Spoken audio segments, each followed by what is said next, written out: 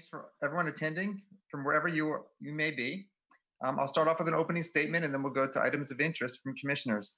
So in keeping with Oregon's public meeting law, statutory land use hearing requirements, and Title 33 of the Portland City Code, the Portland Planning and Sustainability Commission is holding this meeting virtually. All members of the PSC are attending remotely, and the city has made several avenues available for the public to watch the broadcast of this meeting. The PSC is taking these steps as a result of the COVID-19 pandemic and the need to limit in-person contact and promote social distancing. The pandemic is an emergency that threatens the public health, safety, and welfare, which requires us to meet remotely by electronic communications. Thank you all for your patience, humor, flexibility, and understanding as we manage through the difficult situation to do the city's business. So let's start off right now with items of interest from commissioners. Would anyone like to chime in? Katie.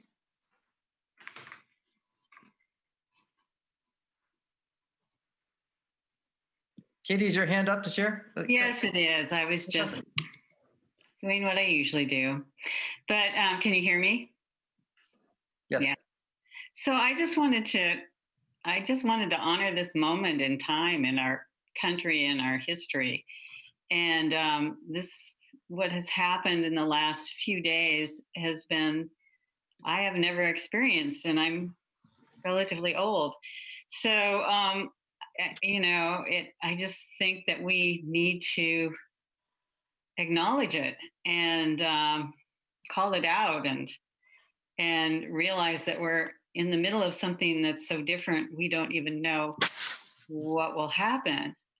I've been an activist in Portland for a long time, and everything has been orderly, and that you always went to the next step. It would be incremental, the progress. The increments might be bigger at different times if you had done a really good job of advocating, but it was always incremental. And I feel like the time for incrementalness is over, really, and that we should be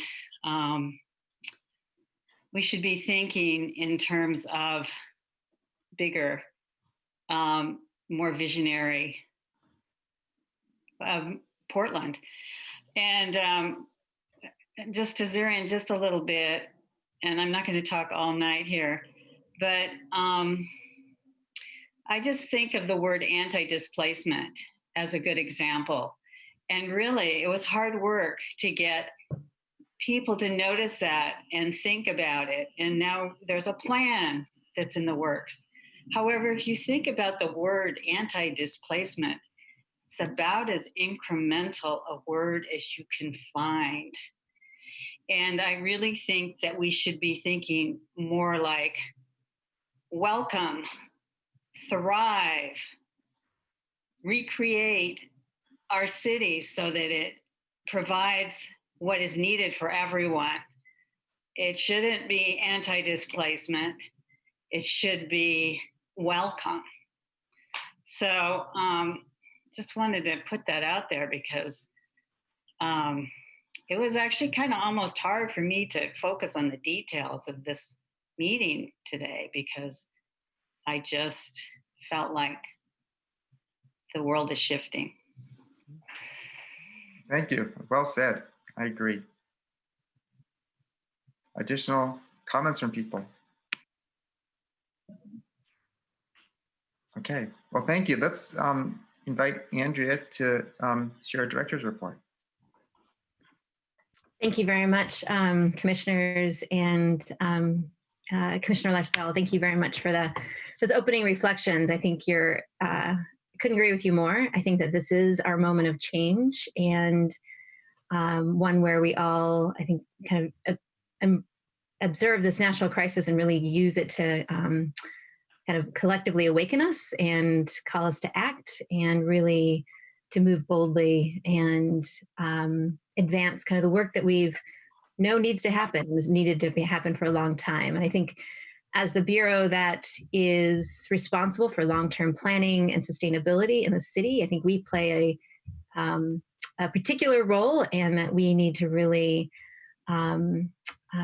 embrace kind of this opportunity to realize our vision for the city, our long-term vision, and how do we accelerate that so it is a shorter-term vision, so that our city has more shared prosperity and is more equitable and racially just, and that we have the sustainable neighborhoods that we are working towards. So I think that is the call to action for us, and it is something that we, your leadership at BPS, and working with our staff, especially our Black, Indigenous, and people of color staff, will be working on together to really, how do we take this moment and put our effort and resources behind the work that needs to happen. And so we will be having that continued conversation with the commission and look forward to that conversation. But I think as in some of our work, at least on the planning side, is coming to kind of natural ends here over the next year, it's going to open up some new capacity and space for us to make some bold commitments to really realize and accelerate that vision and make that happen for the city of Portland. So I look forward to working with all of you on that. Just a couple quick updates for City Council, just so you know what's happening shorter term. We have the expanded opportunities for affordable housing that will be coming up to City Council for a vote tomorrow. And then our continued hearing for residential infill will be Thursday, with a vote on amendments scheduled for June 18th and a final vote scheduled for July 22nd on residential infill. And then the climate emergency declaration is scheduled for council consideration on June 30th. So those are what's happening on deck at council for us at the moment. And just want to remind you all that our next meeting, June 25th, will start an hour earlier than normal at 4 p.m. So please make sure your calendars reflect that. Thanks. Happy to take any questions. Any questions? I've got one. I'm trying to raise my hand. Just to be there. You got the floor. Okay, thank you. Thank you, Andrea. Can you brief us, not necessarily right now, but in coming sessions, when items we've worked on, particularly, well, any items we've worked on that go to City Council, when they make changes to them, would you please report back to us so we understand what they did and maybe why they did it? It's just sort of helpful to close the loop. I know they made at least one change or maybe more on the expanding opportunities for housing. Obviously, they're looking at a lot of changes on RIP. So I think it would be great if we could get periodically, or either in the course of their deliberations, if it's something like RIP that they're doing over several hearings, or at the end when they actually take action, if we could just understand, as I said. Absolutely, that's a great idea. And I think probably makes sense once they take actions, we'll know kind of the full extent of the changes. So we can start scheduling briefings for that to happen. It's a great suggestion. I mean, I'll leave it to you what the extent is and whether, that'd be great. Thank you. Yeah, for sure. So I'm just wondering, Andrea, is one of the plan names that I was thinking about was the Marshall Plan. Mm-hmm. Is there anything going on? Is there talk? I mean, it's so early days about doing something really big like that. It's a good question. It is very early days in terms of what the work will look like and the priorities for the city. I think for BPS, we did our report last year on the racist history of zoning and planning, and that really kind of and helped us articulate the harm and the impact that the land use and zoning laws have had on our communities of color, in particular our Black community in Portland. And so we're looking at what's the next step from there? What do we need to do? Are there opportunities there through our work to begin to right those wrongs? And I think that this is an opportunity, across the city, everybody's thinking about this. Really, what does this mean? And we have the benefit of having heard from community directly for years. We know what community, particularly the Black community in Portland, wants. And this is kind of the opportunity for us to step up and deliver. And that's the call to action, and really put our commitment behind this and resources behind it and staffing behind it, and really begin to make the kind of changes that we need to see in our community to make it more equitable and just. Thank you. Mhm. And I'll mention that there have been some discussions with me and Oriana and Andrea and a little bit Joe about figuring out how we frame the PSC's involvement in racial justice planning for the city. Obviously, anti-displacement is already on our docket, but reading through the climate resolution and the COVID resolution, this Bureau Planning and Sustainability is named many times in these documents having a leadership role. So I think it'll be great to get us to discuss as a group and with staff what role the commission has in that work, because clearly much of it goes beyond Title 33. And so I'll be interested to have that conversation with the group soon. Okay, Steph, I have your hand up. Well, thanks, because that was basically what I was going to say. So way to go, team. And I wonder if, like, you know, we do have this document. We got briefed on it a year ago. Like, what could, for example, a toolkit look like for us to really look at as commissioners when every plan that we move forward to ensure that we are asking the right questions, that we have that North Star, and when we need to slow down processes or when we need to ask specific questions, we know where that's coming from, and we're able to stay on course. So thank you. And besides that, oh, Christina and Mohammed, I am very excited to see your faces. Mohammed, we have only spoken on the phone before, and Christina, you're just a delight. I am so excited. Great. So I'll have Jeff and then Chris, and then if it's all right, we'll move into the consent agenda. So Jeff first. That was an old hand. Oh, Chris first. You're an old hand at this, Jeff. Slow, I got there though. Okay, just a general reminder of a document that was very current a few years ago, but I think it remains just as meaningful today, and that's the State of Black Oregon report that the Urban League did. I've been rereading it in the current moment, and I think probably something all of us want to be familiar with, because the policy actions in there are still as relevant today as they were when the report was first written.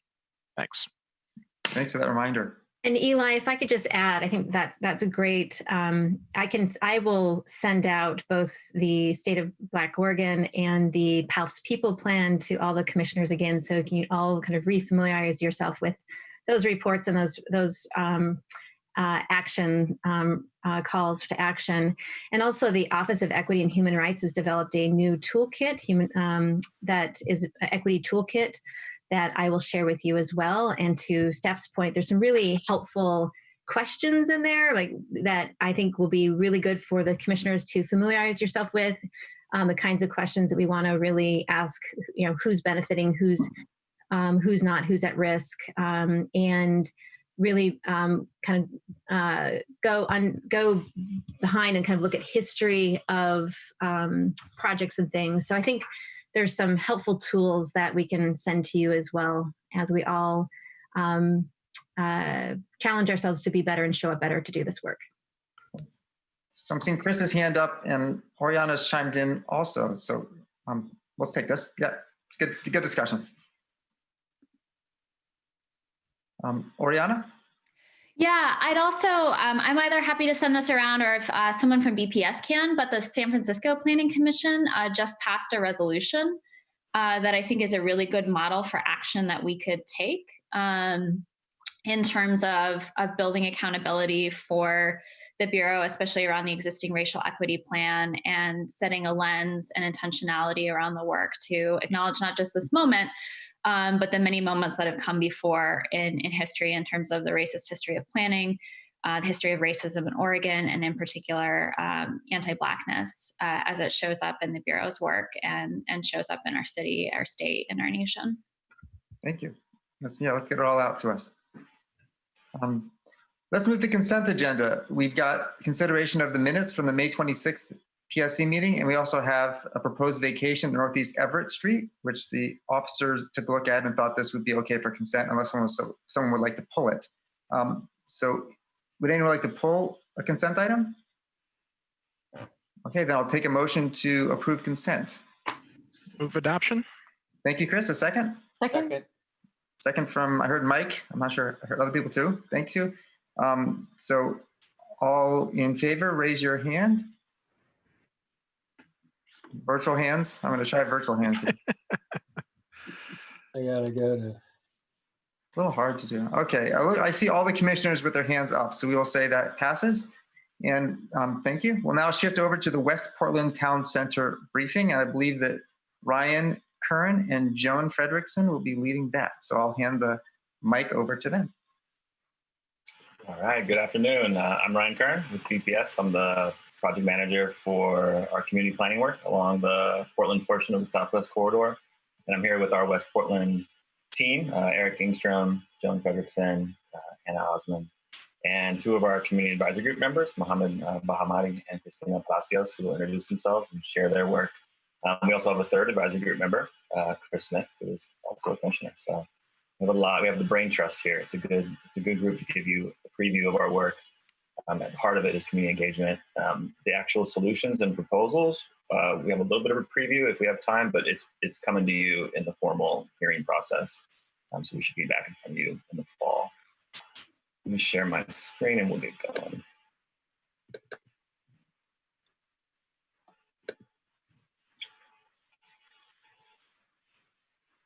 So just a reminder, the Inclusive Communities Project came from a council's directive in 2018, a resolution that adopted the equitable housing strategy for the corridor and directed BPS to conduct community area planning with a health and fair housing lens.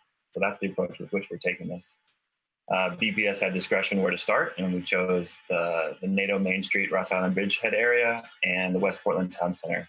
The West Portland Town Center because it is a regional town center without a plan, and NATO because it's been an on and off city priority for over 30 years. And both are priorities regardless of whether the light rail, the timing and construction of the light rail. We plan on bringing both of those plans to you in the winter of 2020, 2021. And then when light rail funding and the timeline are more concrete, we would move on to other areas. During the Q&A, I'm happy to respond to any questions about how this project, and I'm specifically thinking about West Portland Town Center, is responding to the public health and economic crisis related to COVID. We've made some pivots, as well as our thoughts on how this project could address the public health and safety impacts being highlighted by the current protests against police violence. Our health equity lens does touch on those topics, but we haven't dove deeply into them. Quick reminder, this is a light rail schedule, just to, this is always in the background here. We're looking at a 30% design this fall with the conceptual design report finalized, a November vote, hopefully, if Metro puts that on the ballot, and city binding commitments in 2021 to then allow for applications for federal funding in 2022. And then if all goes well, construction could begin in 2022 and service in 2027. So just big picture timeline. Before we get into the West Portland Town Center, today is about community engagement. So I wanted to share this quote to remind us of the importance of doing planning in a different way going forward. So Mayor Wheeler let us use this quote. He said, "To plan for the Southwest Corridor that provides complete and inclusive communities for all, we must also listen to the voices of our neighbors most impacted by today's racial and economic disparities." And so today you'll hear about how we've incorporated this principle of centering voices that have long been marginalized in planning and policy decisions into this project. The West Portland Town Center, here is a view of amenities and the study area. It's located where Barber intersects with I-5 and Southwest Capitol. It was identified in the Metro 2040 vision and incorporated in the recent comprehensive plan. A reminder that town centers are supposed to have lots of housing, jobs, commercial services. Think about Hollywood or Interstate Killingsworth. These are some of the peer town centers that we have in mind that have similar acreage and light rail service. This town center serves neighborhoods with some of the highest performing schools, parks, open space, lots of civic amenities, and of course, a close commute to multiple colleges and regional job centers. So it's this high opportunity area that we want more people to have access to. And we want to really learn some of the lessons from the historical context versus planning report. You know, how does an area that has had little change recently and has great amenities, how does it change in a way that's equitable? So this work does build off our relationships and analysis from the housing strategy. Through that, we learned that in fact, this is the most racially and economically diverse part of Southwest Portland. This is where displacement vulnerability actually does show up. And this is where we have to get it right. You know, this is where we have to try a new way. And I'll describe a little bit how our priorities have shifted to do that. This is where an East African and Arab Muslim community has established deep roots, living in close proximity to the largest and second oldest mosque in the city, in the West Portland Park, in the lower left-hand part of your screen. So as this place grows, we want it to grow more diverse, and as it receives new investments, we don't want the displacement that can come from an area becoming more desirable. So we've developed a plan. It's very draft internal form, but it really centers the community's vision for a healthy and equitable and climate resilient future. And then we came up with more specific goals that we'll share with you today, and are now refining proposals for new policies and actions for zoning, infrastructure, and community development without displacement. Today, you'll hear a little bit about the community's vision and these overarching goals if we have time. And then you can expect a discussion draft in August with all the policies and action details, and then expect us back in front of you in October. I encourage you all to read our health equity impact report. It has the kind of quantitative companion to some of the community engagement and research that Unite, CAT, and Hockey have done. We identified barriers for everyone, traffic safety, infrastructure as a divider, air pollution, noise. But we did a deeper dive in the West Portland Park neighborhood to better understand how those health outcomes are experienced differently depending on where you live in the town center. And here on the left are some of those inequities that we discovered. Everything from life expectancy to insurance rates to poverty, housing cost burden. And the solutions to those we think are identified through engagement. So a third of our planning budget went to a community grant program, and that funded CAT, Unite, and Hockey to engage renters and immigrants in the process. CAT's organizer will be speaking to you in the fall. She just had a baby, so we're super excited about that. And Unite Oregon has put a report together that I think was sent to you, so you can really capture their work and understand that in that report. I will pass it to Christina and Mohammed to introduce themselves, and then Christina can give an overview of their work to date. Thank you, Ryan. So first of all, I want to thank for the opportunity and creating the space to acknowledge what has been happening and to recognize that on top of working on anti-displacement measurements, we need to make sure that we're creating spaces where everyone feels safe and is treated the same. And I really have high hopes that we can accomplish a lot of that everywhere in Portland if we work unite. So moving to my presentation, I want to say that Unite Oregon is very happy for the opportunity to be able to mobilize community members at the West Portland Town Center community meetings. We mobilize members to go to 3 meetings, neighborhood walk, and hosted 2 focus groups. The community members that we mobilized spoke Arabic, Somali, and Spanish for the most part. There were some other languages that we really try hard to engage, but due to capacity issues, most of the community members that were coming to the meeting spoke the 3 languages that I mentioned. So next slide. Oh, actually, let me go back a little bit. So we've been working, as Ryan said, we've been working with Hockey and Community Alliance of Tenants in the Muslim community. We had the community events, walking tour, focus groups, and we also did some surveys. we had a lot of fun engaging hundreds of community members. We did a lot of door knocking, build relationships with many organizations, had one-on-one meetings and conversations. And we pride of the cultural and diversity and the love that is in that area.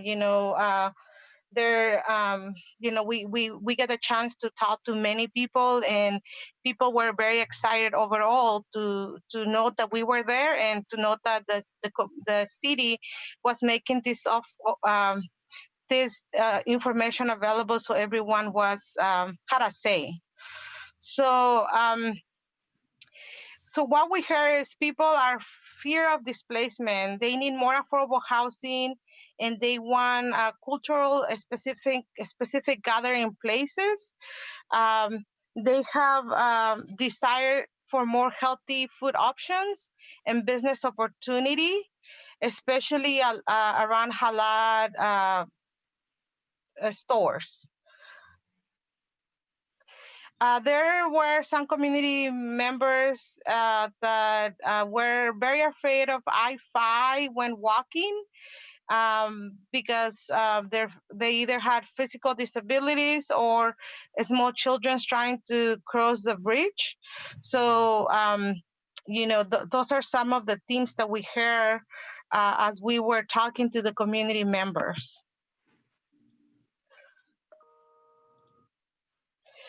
So our recommendations or actions that we ask that are taken care of is to make sure that you're really listening to the community and step up and hear their priorities and get back to them and let them know how you're going to make sure that their voice is really heard.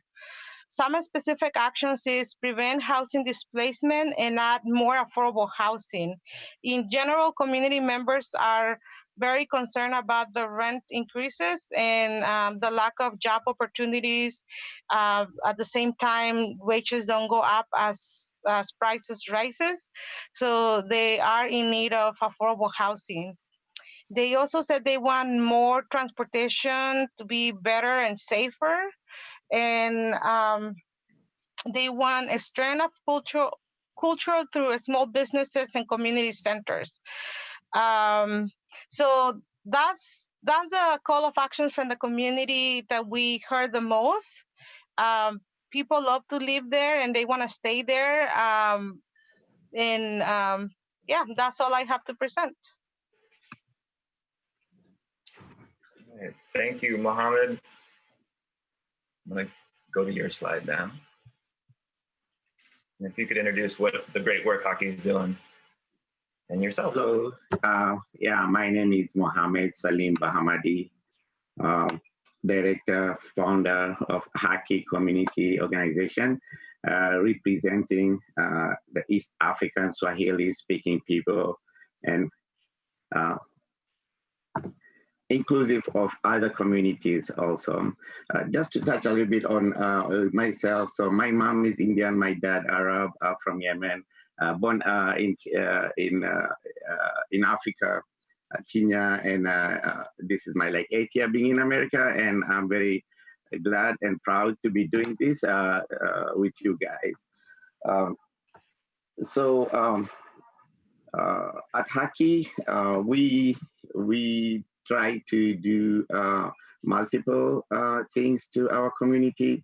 We have resettlement, adjustments, and integration. That's one program that we encourage residents to be homeowners, buy your own house, and we have like a 3 to 5 years programs that we advise people to enroll in to build their credit and save for their down payments, but home ownership program.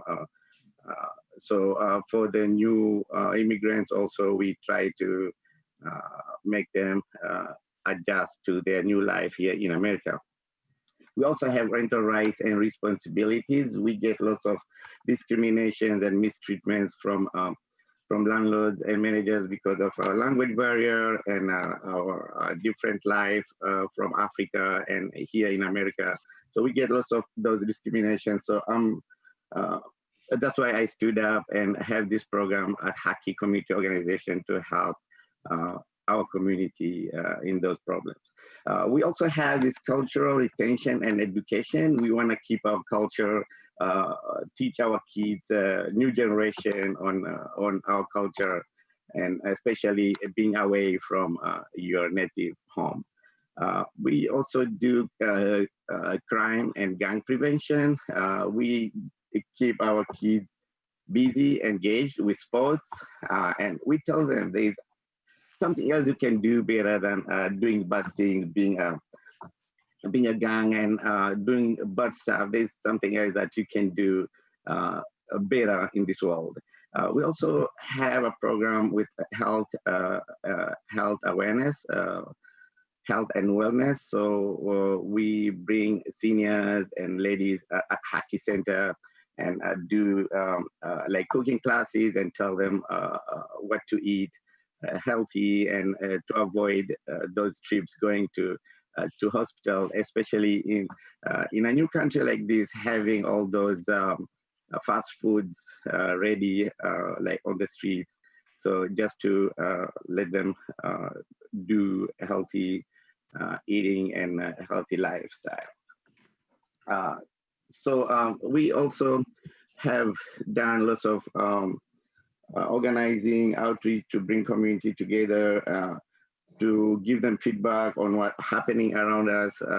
As we had that language barrier, most of us, and the know-how and education, most of us are from the islands, and so I'm there to bring them together and give them feedback and let them know what's happening around us. So during those doing organizing and outreach were one of big things that we did with our Unite Oregon and CAT and City of Portland was the walk tour that we did here in Southwest Portland. So through that walk tour, we have seen a lot. We did a walk tour along Capitol Highway and Barber, around the Climate Transit Center. So we found all these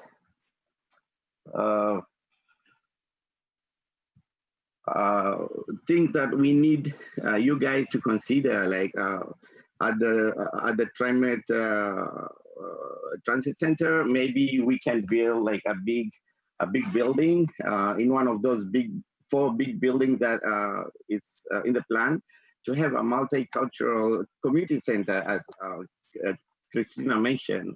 But I'm going to talk a little bit more about it. So like in that community center, like a big building, when you walk in there, you see like shops, restaurants, community offices, event meeting spaces, all in one big building. So to have like shops of different cultural and traditional clothing in those shops. If you need like Ethiopian clothing, you go into that shop. Somali, Chinese, Spanish, and like also like different restaurants of different traditional food.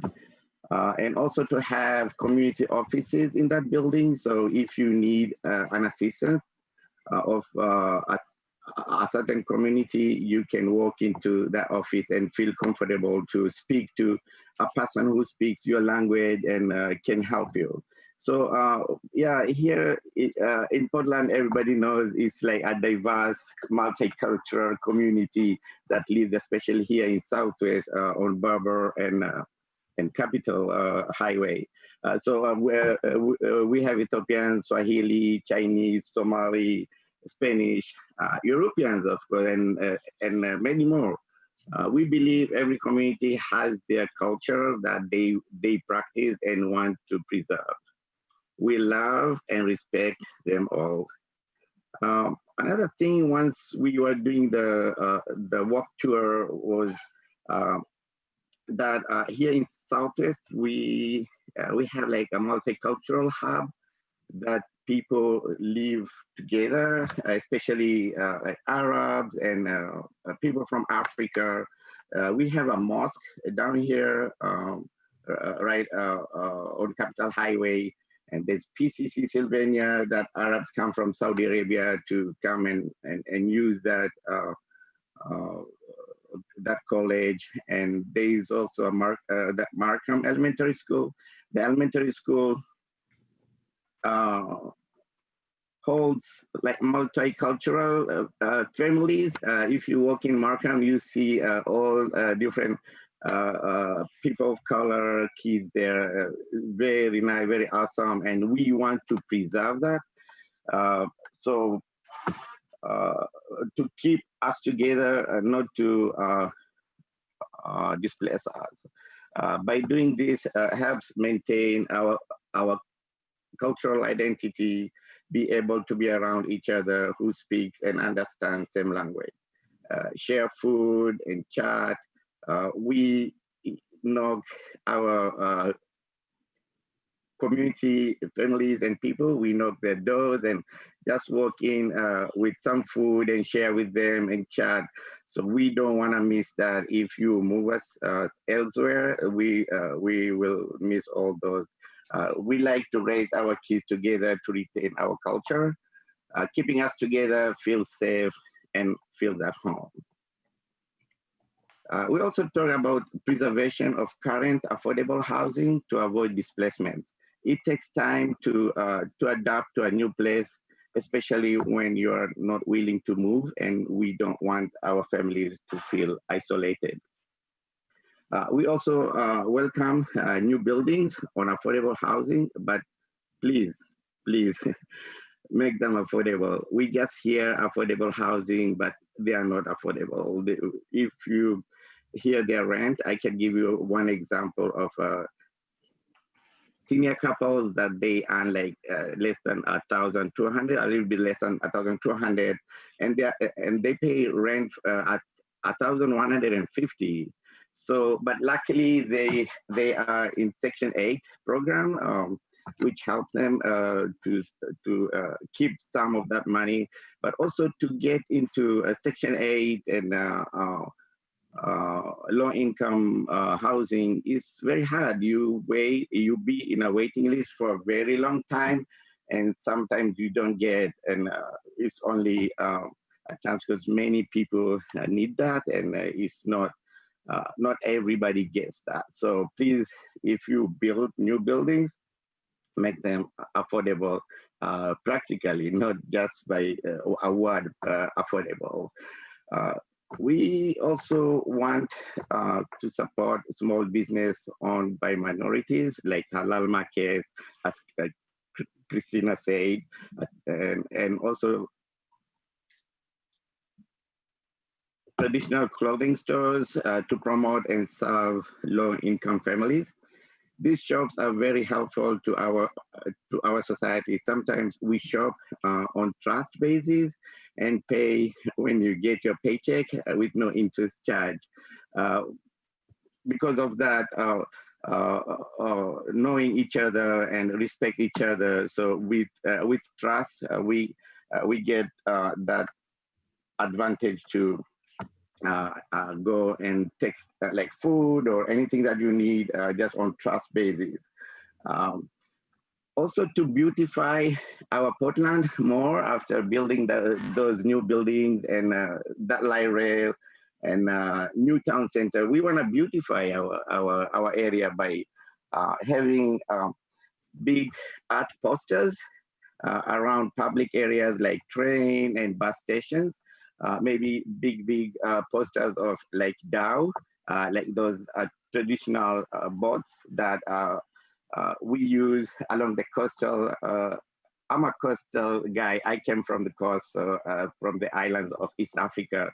So I would love to see a big poster of a boat like Dow, and also other cultures also, like anything that comes from Native American art or something that a beautiful dress of Native American and like Ethiopian dresses and stuff like that, something that will show culture and beautify our Portland area. Also another example, maybe an Arab lady in a hijab, Native American in their traditional clothes, Spanish, Ethiopians, Chinese in their own traditional wear. Also pictures of drawing of traditional other items and tools, just to make our Portland more beautiful.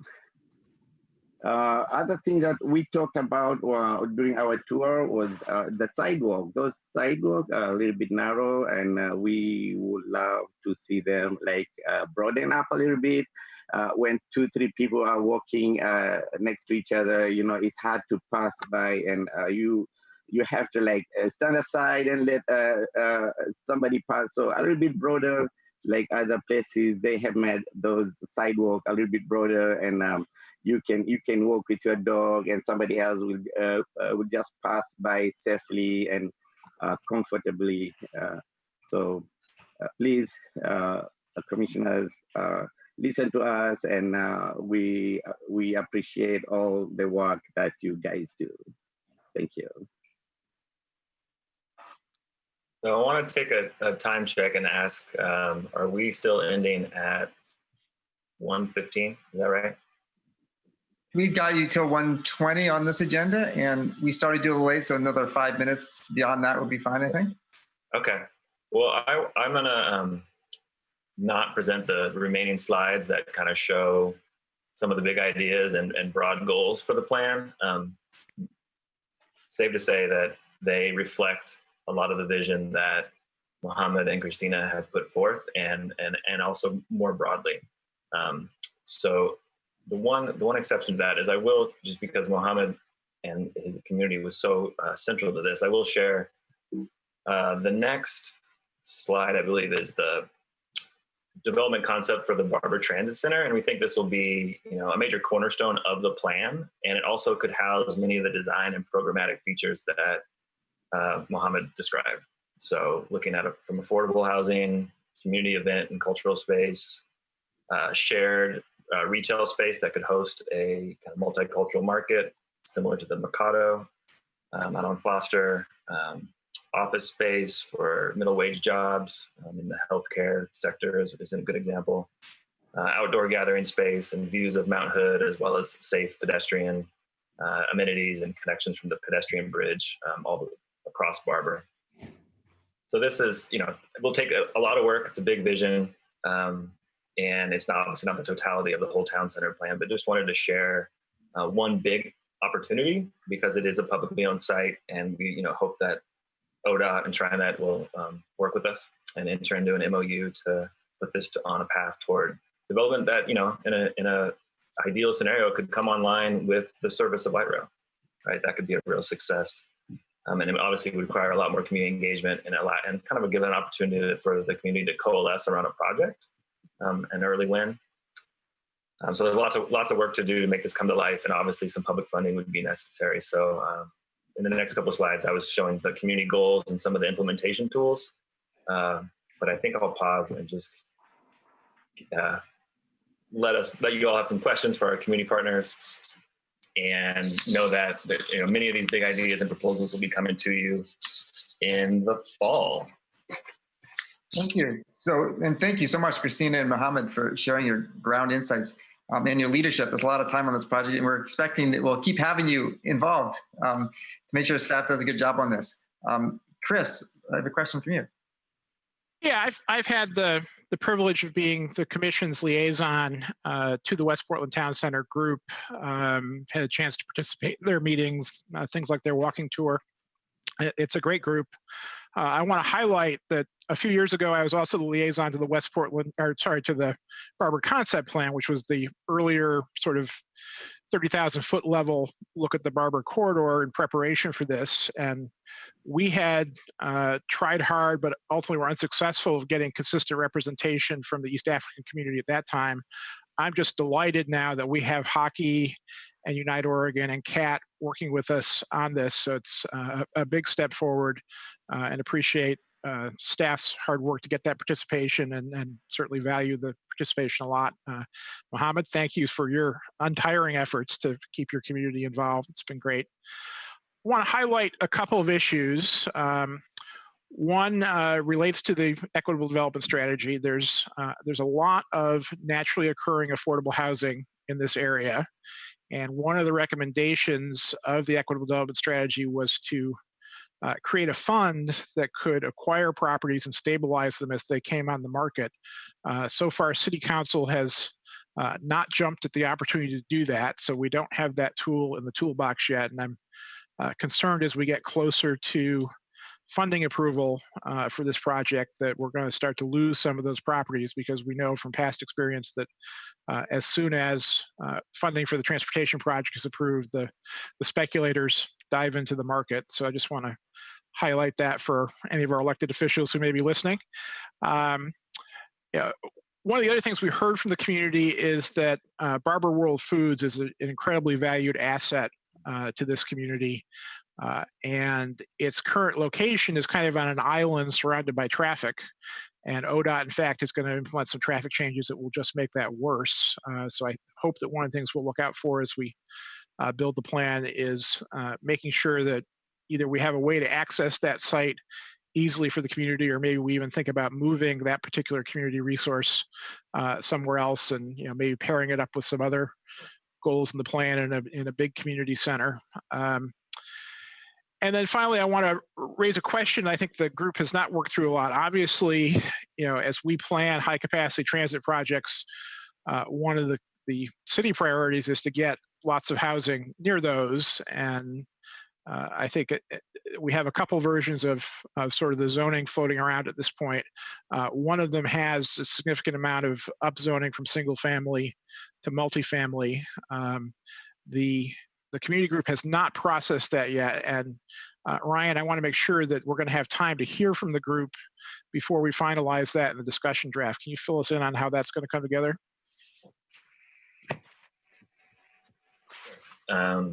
So background is we went to the community in November with kind of a blank canvas of what do you want to see for development in the future in transportation and open space. This was our kind of focus on the other big goal in the plan around great places. Kind of place and people are the two major goals. So this question about what does a great place look like with equitable access was asked, and folks came up with different concepts, and a majority of them had a kind of a broad, we call it a shared growth concept that looked at different types of multifamily housing off the corridor in single family, as well as mixed use in the corridor. And so we took three concepts, even the kind of the minority concepts, and put them out for workshop in March and a survey. And again, majority of respondents chose the kind of broader growth concept. And actually, I think there's a view of it if you want to go into the details. And so that's our kind of broad community feedback. Of the Hockey did a focus group, Unite did outreach around it as well. But we have not had the actual advisory group who's supposed to be representative of the full to vet it. And so hope to do that on June 29th.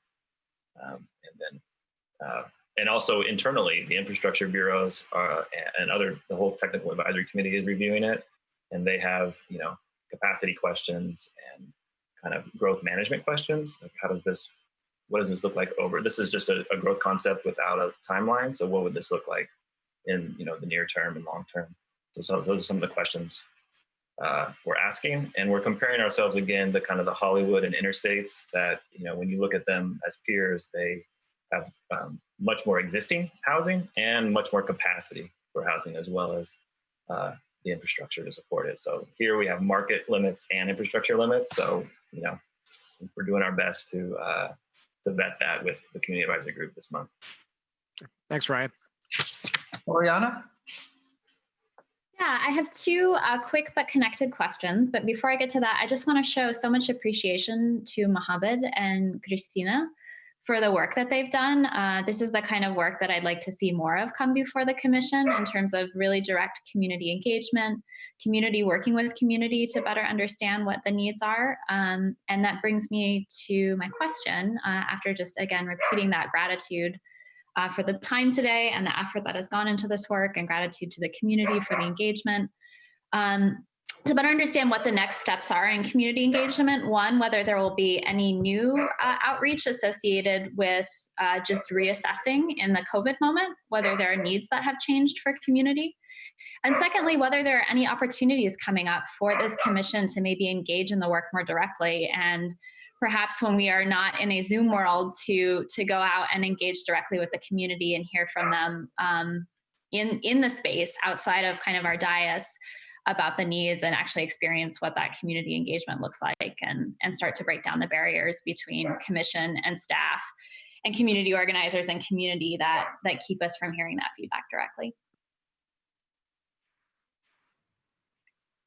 Thank you. I will second the motion for a tour, perhaps. I don't know this part of the city that well myself, and you folks, especially Mohammed and Christina, know extremely well. So I hope that can be part of this project as our non-virtual orientation. Any other responses people have to that? Otherwise, I'll go to Steph. I have a response to Oriana. Unite Oregon has been doing what we call check-in calls to our community members. And you're right, during this COVID time, we have discovered so many things about extra barriers that the community have in terms of participation. So I believe all the cities need to be ready, and all the organizations need to be ready to start engagement in a different way. Just because we don't know like when things are gonna be open for sure, and like for how many months we're gonna be like back to normal, and who knows back to normal what is going to be. So one of the biggest barriers that we had identified as always is during COVID time is internet access. Many community members do not have internet, do not have the computer skills, language barriers. They also had flashed out many problems, like many immigrants and refugees are having a very hard time getting unemployment. Regardless, they've been applying like once a week and not getting approved since March. That puts them in a very bad position where many community members are now losing their housing, like home ownership is in risk. They also in risk, like cars are being repossessed, which is going to ruin their credit history, and that is going to default on not being able to rent or become homeowners in the future. They're very stressed out about what is going on right now with the police, and there is a very little trust that they have. I feel that COVID was already giving us a different way of organizing, but now with community not trusting the police, and when we say police, people don't really look at the police as the police. They think the city, right? So I think that when we start talking about how we want to make sure that the equity goals we have in place are going to be functioning and we're going to be able to integrate it, we need to take a deep look about how community engagement is going to look like during COVID time pandemia, after COVID time pandemia, but more than anything, how we're going to help the community to recover so they don't get displaced and they get to enjoy the dream that we all have for this area and other future Portland to be more equitable. Thank you. Steph. First of all, Christina, thank you for sharing that. And I think we talk about like long range planning, like this is supposed to be a longer term, but recognizing the immediate impacts of COVID-19 and that we need to be so much more responsive, or we are going to lose people in these areas that have spent all of this time engaging in their future, and we need to be engaging in their present. So thank you for that. I'm trying to learn in real time around like in DOZA about like affordable commercial space. I remember us, and we're talking about, a multicultural hub, and, impacts on affordability of housing. And I wonder if memory serves, that right? A Prosper Portland incentive program for affordable commercial housing. And I would love to have a conversation about how, like, what are incentivizing or other carrots or possible sticks in terms of ensuring that there are spaces for small business owners that can be affordable near homes where they live. Thank you. I also want to flag something very important that I think this committee needs to know about census. When we were doing the checking calls, we discovered that many immigrants and refugees are not getting counted for the same barriers that COVID brought to us, which is lack of internet access, lack of skills. There is I guess there is a provision where people, like organizations that got money for census work, cannot call people. So they can call to tell them, like, have you fill out this form, and the form is online in English.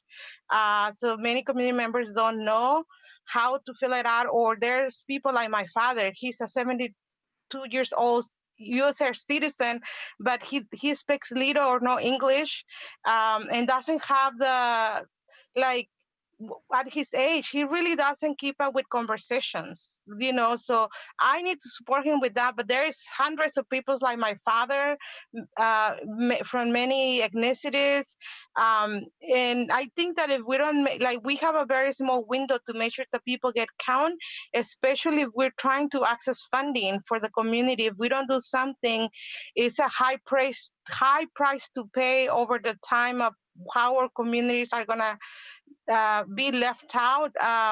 Is going to be a long-term effect of not being resourced because they didn't get counted. So I'm going to leave that there for you guys. Just so you know, I brought it to Metro attention, and the city council is trying to find solutions to that problem. But I think all cities should unite to make sure that people are getting counted regardless their language and their age, and break all the barriers, the computer barriers, the internet barriers.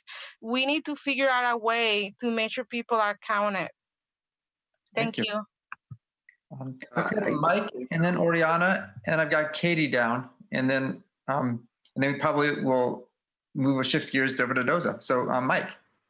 I want to third Oriana and Eli's comment about getting out into the field. I think you can all tell by now that I'm a real fan of being out around. I'm still frustrated we weren't able to do that with South Reach, but I think it'd be really great as the executive committee plans our meetings. You think about is it likely that a field trip in this particular instance is helpful?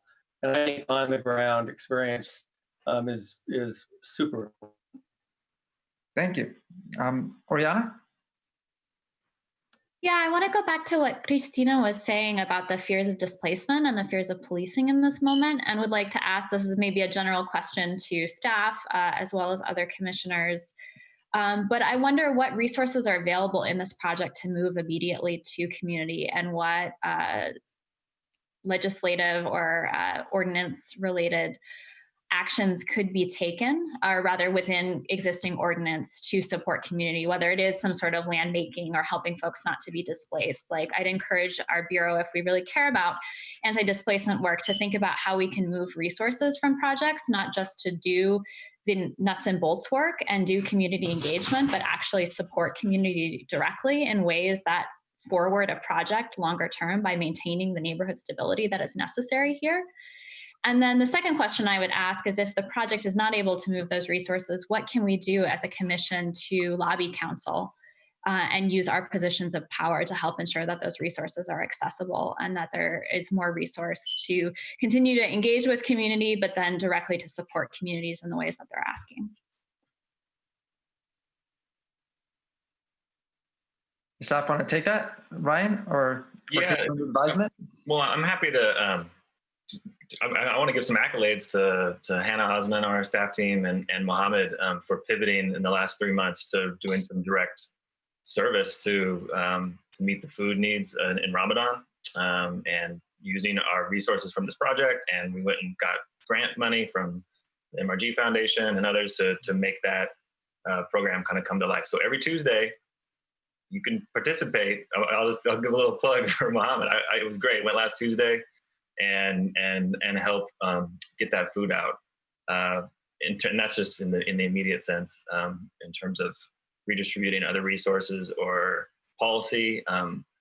We hope that the community development action plan in this work has some early wins. That the equitable development strategy that's corridor wide really prioritizes the West Portland Town Center, and whether that's preserving some of those apartment buildings or making that multicultural center vision come to life. I mean, it's going to take a big lift. And so if there's some inspiration around what COLI is doing for planning for community-controlled tax increment financing. Could that be repurposed as from its infrastructure roots to community development priorities? We, the Planning Bureau, as planners, can look at how to codify racial equity in the development code and the zoning map. I mean, those are our most powerful tools. And so how can those be in service of this community vision so that private market development provides public benefits per the comp plan's equitable development policies, right? How do those policies come to life? One idea is discouraging redevelopment of those apartment buildings that are currently dense, walkable, affordable, and serve as the homes for this multicultural community. And then incentivizing their affordability preservation, not just their physical. And so there's some code ideas that we would need support from. And we think they achieve the community's goals, but they're kind of at that technical level that we would want support from you all. Same with the idea that Steph raised around affordable commercial space. It's an incentive. Could it be a requirement? Those are big policy shifts that similar to single family going to multifamily, major policy shifts that we think achieve these health and equity goals, but we would need policy leaders to support those. And so we can put them forth, and we hope to, but we need the Planning Commission support in the near term, as well as vetting them internally and in the community before that. Thank you. And I'm hearing from Mariana also that, I mean, for organizations such as Mohammed's and Christina to participate in this process, it takes staff time. It takes an organization to be there. So those organizations may need support to continue to participate. And so if there's roles for the PSC to help advocate for that, or obviously some foundations have stepped up, we could have that role. And I'll give Mohammed the last word. Is your hand up to share something? Yes, so just to follow up with Christina, Ryan, and the rest of you, you are asking how you guys can support. So again, funding, fund us and give us support in that way. Since 2018, I've been running Haki Community Organization from my own pocket, and I'm very happy, very glad, and to do it sincerely. But when we get more help, like MRG just gave us some funds recently that will push us a little bit. During census also, like Christina say, with no internet and no computers at home and the knowledge. So if we can get some assistance with those funds to get some computers, and maybe during this time we can give to our community people to do those things, and also do while I am doing that home ownership program. Now we cannot meet. It's hard, but we want to keep it going, So if we can get funds also on that, we can keep it going, and also to do all those focus groups again for the Southwest Corridor. So yeah, funds. Haki community is very new, very young. You can check us on our website, hakicommunity.org. See what we are doing, and maybe you'll understand a little bit more why we need some help. And all that I have been doing from my own pocket. Like Ryan said, he came to volunteer during our food box program. Yeah, so we gave out some food during Ramadan, especially when you are fasting for 16, 17 hours. And then when you want to break a fast, you have that, you feel like a certain craving of a certain food, So I did culturally specific food items during Ramadan. So please fund, help us, and promote us and support, especially Haki as a new organization. We really need your support. Thank you. Thank you. A new organization with a big vision. So thank you, Ryan and Christina and the whole team. And we'll look forward to seeing this come through as discussion draft. Bye-bye. You can stay on for the rest of the meeting if you like. We're going to switch over now to design overlay zone amendments. Doza. I was going to say something. Oh, I'm sorry. I missed the hand. Okay. Yeah, that's all right. I just wanted to quickly just that in another meeting of mine, East Portland Action Plan, we have regular translation now at our Zoom meetings. And it seems to me that that's something that we should be having here too. So I don't know all the details of it, but I just want to put in a request for that. That's a great point. And both for forums like this and when we have public testimony, the historic ways we've done translation might not translate as well to Zoom. Thank you, Katie, for that suggestion. Okay. Doza. I'll start off with disclosures. We're going to switch gears a little bit. While it's not clear whether the proposed changes create a potential conflict of interest for PSC members because the changes affect such a broad class of property owners, in the interest of transparency, we have the following declarations. Commissioner Smith owns property in the design overlay zone. I, along with Commissioners Schultz and Bortolazzo, work for architectural or development firms who conduct work in Portland. This is, as a reminder, a project that's come to us several times before, and most recently it was taken on by the 3x3 committee. So I want to express appreciation to Kat, Mike, and Ben who served on that from the PSC. Must have done an amazing amount of work since our last meeting to have this in front of us today. And also to Julie Livingston, who I think might be on this call, and other members of the Design Commission who also participated in this process along with us. So with those introductions made, I'd like to pass the baton now to Sandra to give us a little introduction of what we'll be covering today. And we have a little over 2 hours to do it. If we get done early, we'll have a chance towards the end to have a little round robin to discuss our big picture thoughts on the project. And if we don't quite get done in time, we have a meeting to schedule where we can have final discussion and vote on July 14th. So I'll hand it to Sandra.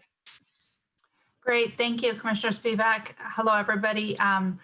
I listened into the whole West Portland Town Center discussion, and that's really a hard act to follow. It's such a community-driven work and amazing work. But I wanted to make a connection between the work that happens at area planning, like the West Portland Town Center plan, where they're discussing what tools are available. And as you know, throughout Portland's history, we've been incrementally adding the design overlay zone more and more, partially because design matters to people, but also a lot of people have said that they want to have more of a say in development that occurs in their neighborhood and in their community and their town center in this case. So I just wanted to reinforce that connection between both the area planning work that's happening and the tool that we're trying to improve upon. I know I can't remember what work session number we're on. Phil probably knows. It's something like 9, right? We've been talking about DOZA for a long time. And I think we've been making really good progress. I know we've been down into the weeds, all of us together. And this meeting will definitely be down in the weeds also. Hopefully you've had a chance to look at your packets. But after this meeting, we're going to have an opportunity to reflect a little bit about what does COVID tell us about DOZA? What are our big goals? What are we proposing, you as a commission proposing? What is the design commission proposing? How are they aligned? Are we forwarding the best packet possible to City Council? Along those lines, the design commission had their second to last meeting last week, I believe it was, and Kat participated in that meeting. As we have Commissioner Julie Livingston here today with us so that you can hear from each other. And the Design Commission, I'm proud to say, had very few amendments, and there's small things for Laura to incorporate in the citywide design guidelines. So she is on her way to finalizing those, and they should be voting at their next meeting, which is on, I don't know, June 16th? No, something. 18, thank you. Correct. So that's where they are. They have one more meeting left, and we have this meeting, and then we have one more meeting left.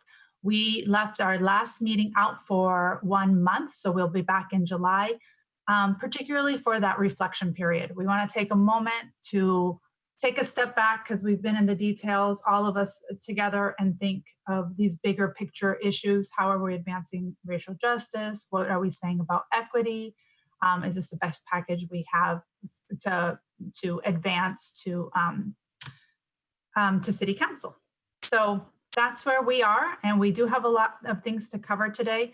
I would be remiss to not mention that I have two of my BPS staffers on this. Laura Lillard and Phil Namany are here, and Stacy Monroe. Thank you, Stacy, for joining us from the Bureau of Development Services. And we'll get started. So today we have, we still have some process issues to discuss. We sent you a memo with 2 attachments, attachment A, which has the process changes, and attachment B, which has the design standard changes. We're going to start with attachment A, which you've talked about process many times before. I am going to go ahead and share my screen so I can be the, oh, Julie, can you give me ability to share my screen, please? Thank you. Sorry about that. That's okay.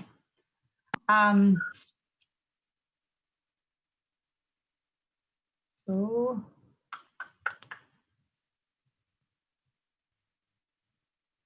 can everyone see my screen?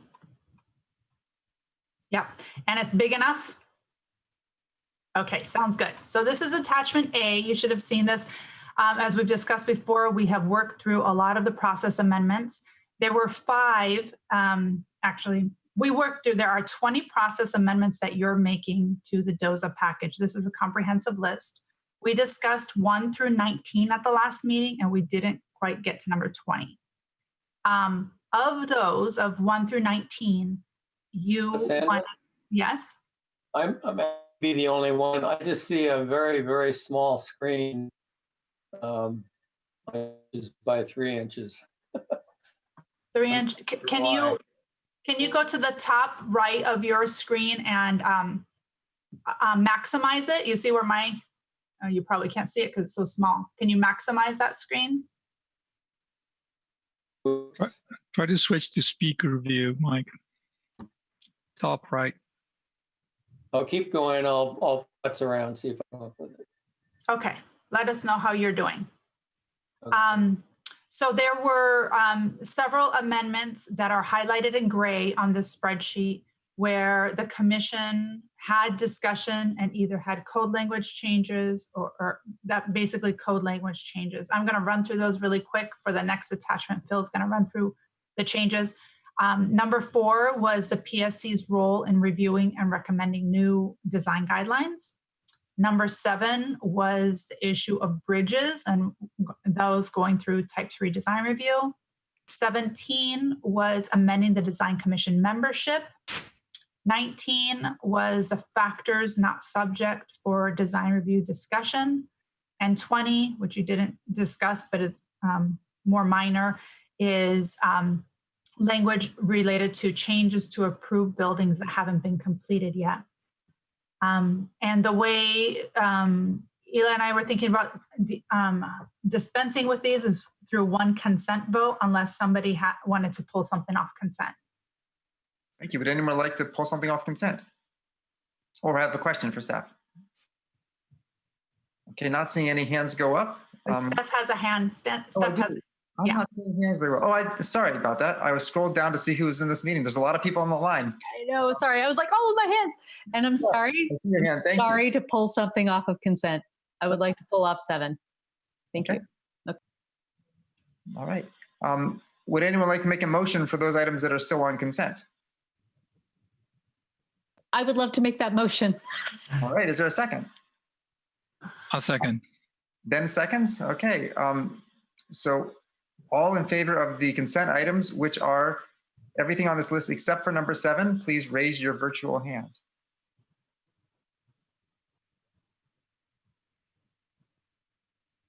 Okay, I am seeing 2, 4, 6 plus my own 7 hands raised. That passes.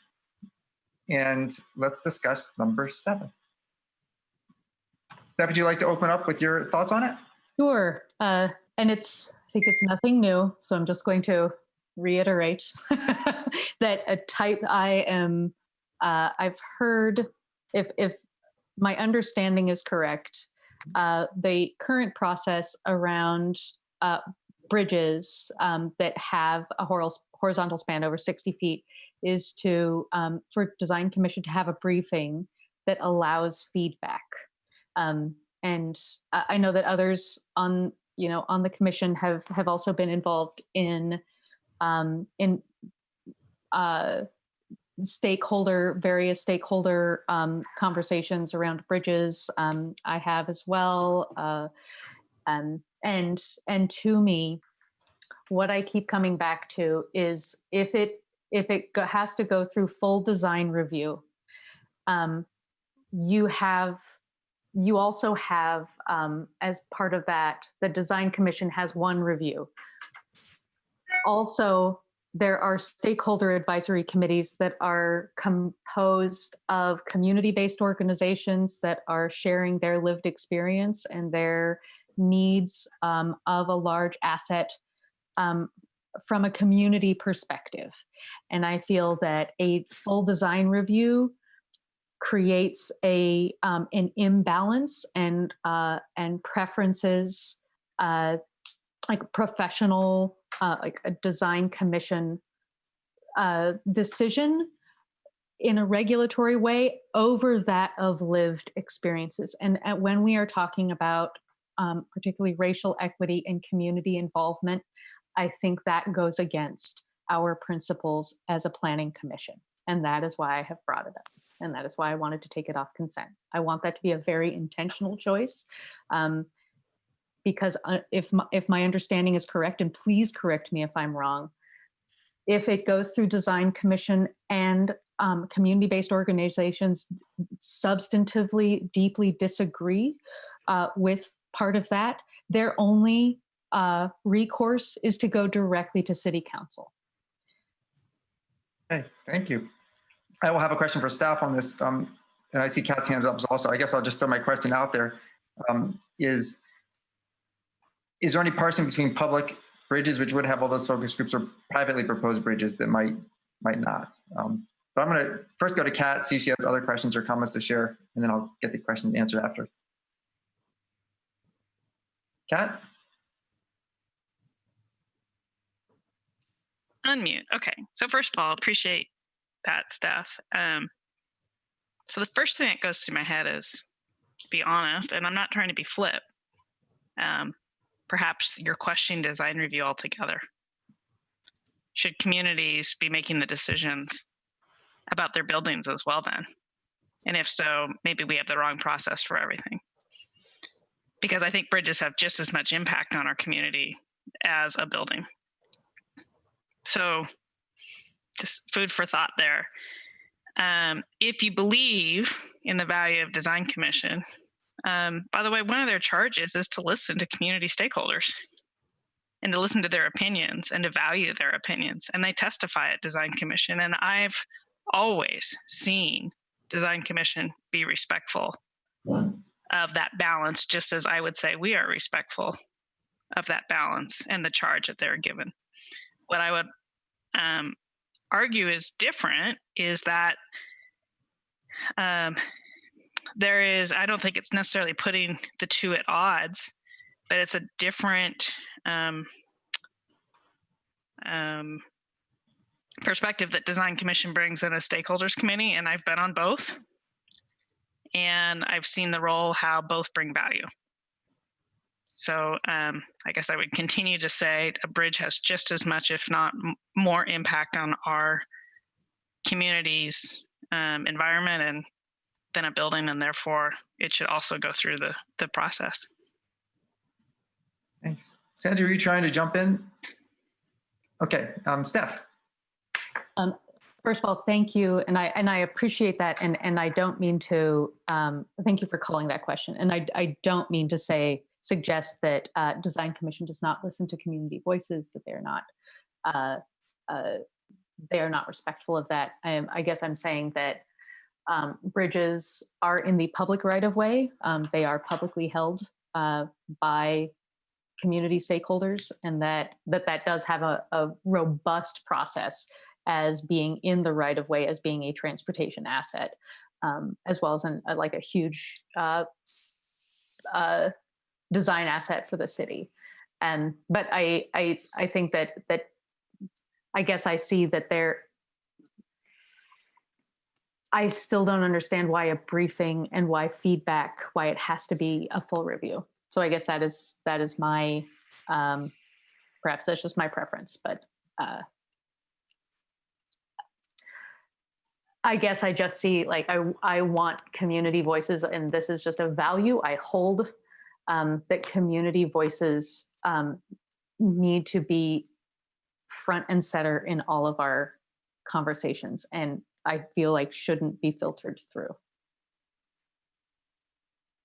I have a question for staff, I guess, is obviously Telecom Crossing or something, a large project like that's going to have lots of public involvement and interest groups. Are there also bridges that would have potentially none, like going from one block to another block in a downtown, where if we're not having design commission review, then maybe no one's looking over it very much?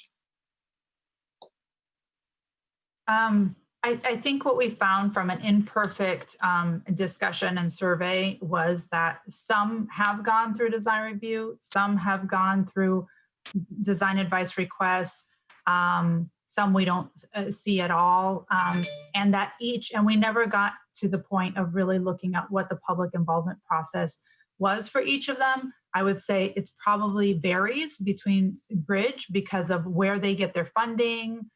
Is it part of an EIS? How many stakeholder advisory committees they have? Where they are factors into that also. So I suspect, like many other public improvements, that the public involvement plan is devised for that specific location, that specific time, the specific impact. And that those it's not just those bureaus, right? We talked about PBOT, TriMet, ODOT, Multnomah County, all having building bridges. To get to what you had asked previously, I think the way the code is worded, it would be, this is about public improvements in the public right of way, not about any private bridges, which I really actually can't think of any private bridges being built, especially at the scale that we're talking about here. Remember, we're talking about 60-foot spans. So think of public right-of-way transportation assets, which gets to Steph's comments, I think. And I saw Julie Livingston's hand up. Julie, are you there? Real quick, there are private bridges at that scale. Oh, okay. Yep. Hi, everyone. Thanks for letting me join you and listen today. I really appreciate it. Steph, I want to say that I just really appreciate your position on this. And I want to echo what Sandra is saying. What we see in the design review hearings room in terms of community process before it comes to the hearings room is very inconsistent when it comes to bridges. And in fact, the hearings room can be a backstop on that community process. There is and I'll share an example. There is a bike and pedestrian bridge soon to be constructed in the city of Portland that came into the hearings room for a series of briefings a few years ago, or over the course of the past 1.5 to 2 years. And that was an opportunity for a neighborhood that was not happy with where that bridge was located. They felt that a wrong decision had been made and did not like the way that bridge kind of landed on their side of the span. And because the process had not, there was a formalized process, it didn't play out the way that the community had wanted it to. And so the Design Commission hearings room was an opportunity for them to come and share more with more people, and really an opportunity for the Design Commission and then an even greater audience to understand why the neighborhood was not satisfied. So ultimately, I think that their voice was louder and they had more impact because there was this additional design commission engagement. Thank you. Further discussion? Okay, well, I think we're going to need to have a motion one way or the other on this because well, I guess we could have the discussion, the proposed draft has some language on bridges in it. So we would need to either remember what that is, or someone would propose the amendment number 7 out on this list. So would someone like to make that motion? I'd be happy to move number 7 forward for a vote as written. Thank you. Is there a second? I'll second. Thank you, Ben. Okay. Any further discussion on number 7? All right. Then I think, Julie, could you call us a vote? Yes. Bordalazzo? Yes. Hauk? Yes. Larcel? Yes. Magnera? Yes. Ralph? Nope. Schultz? Yes.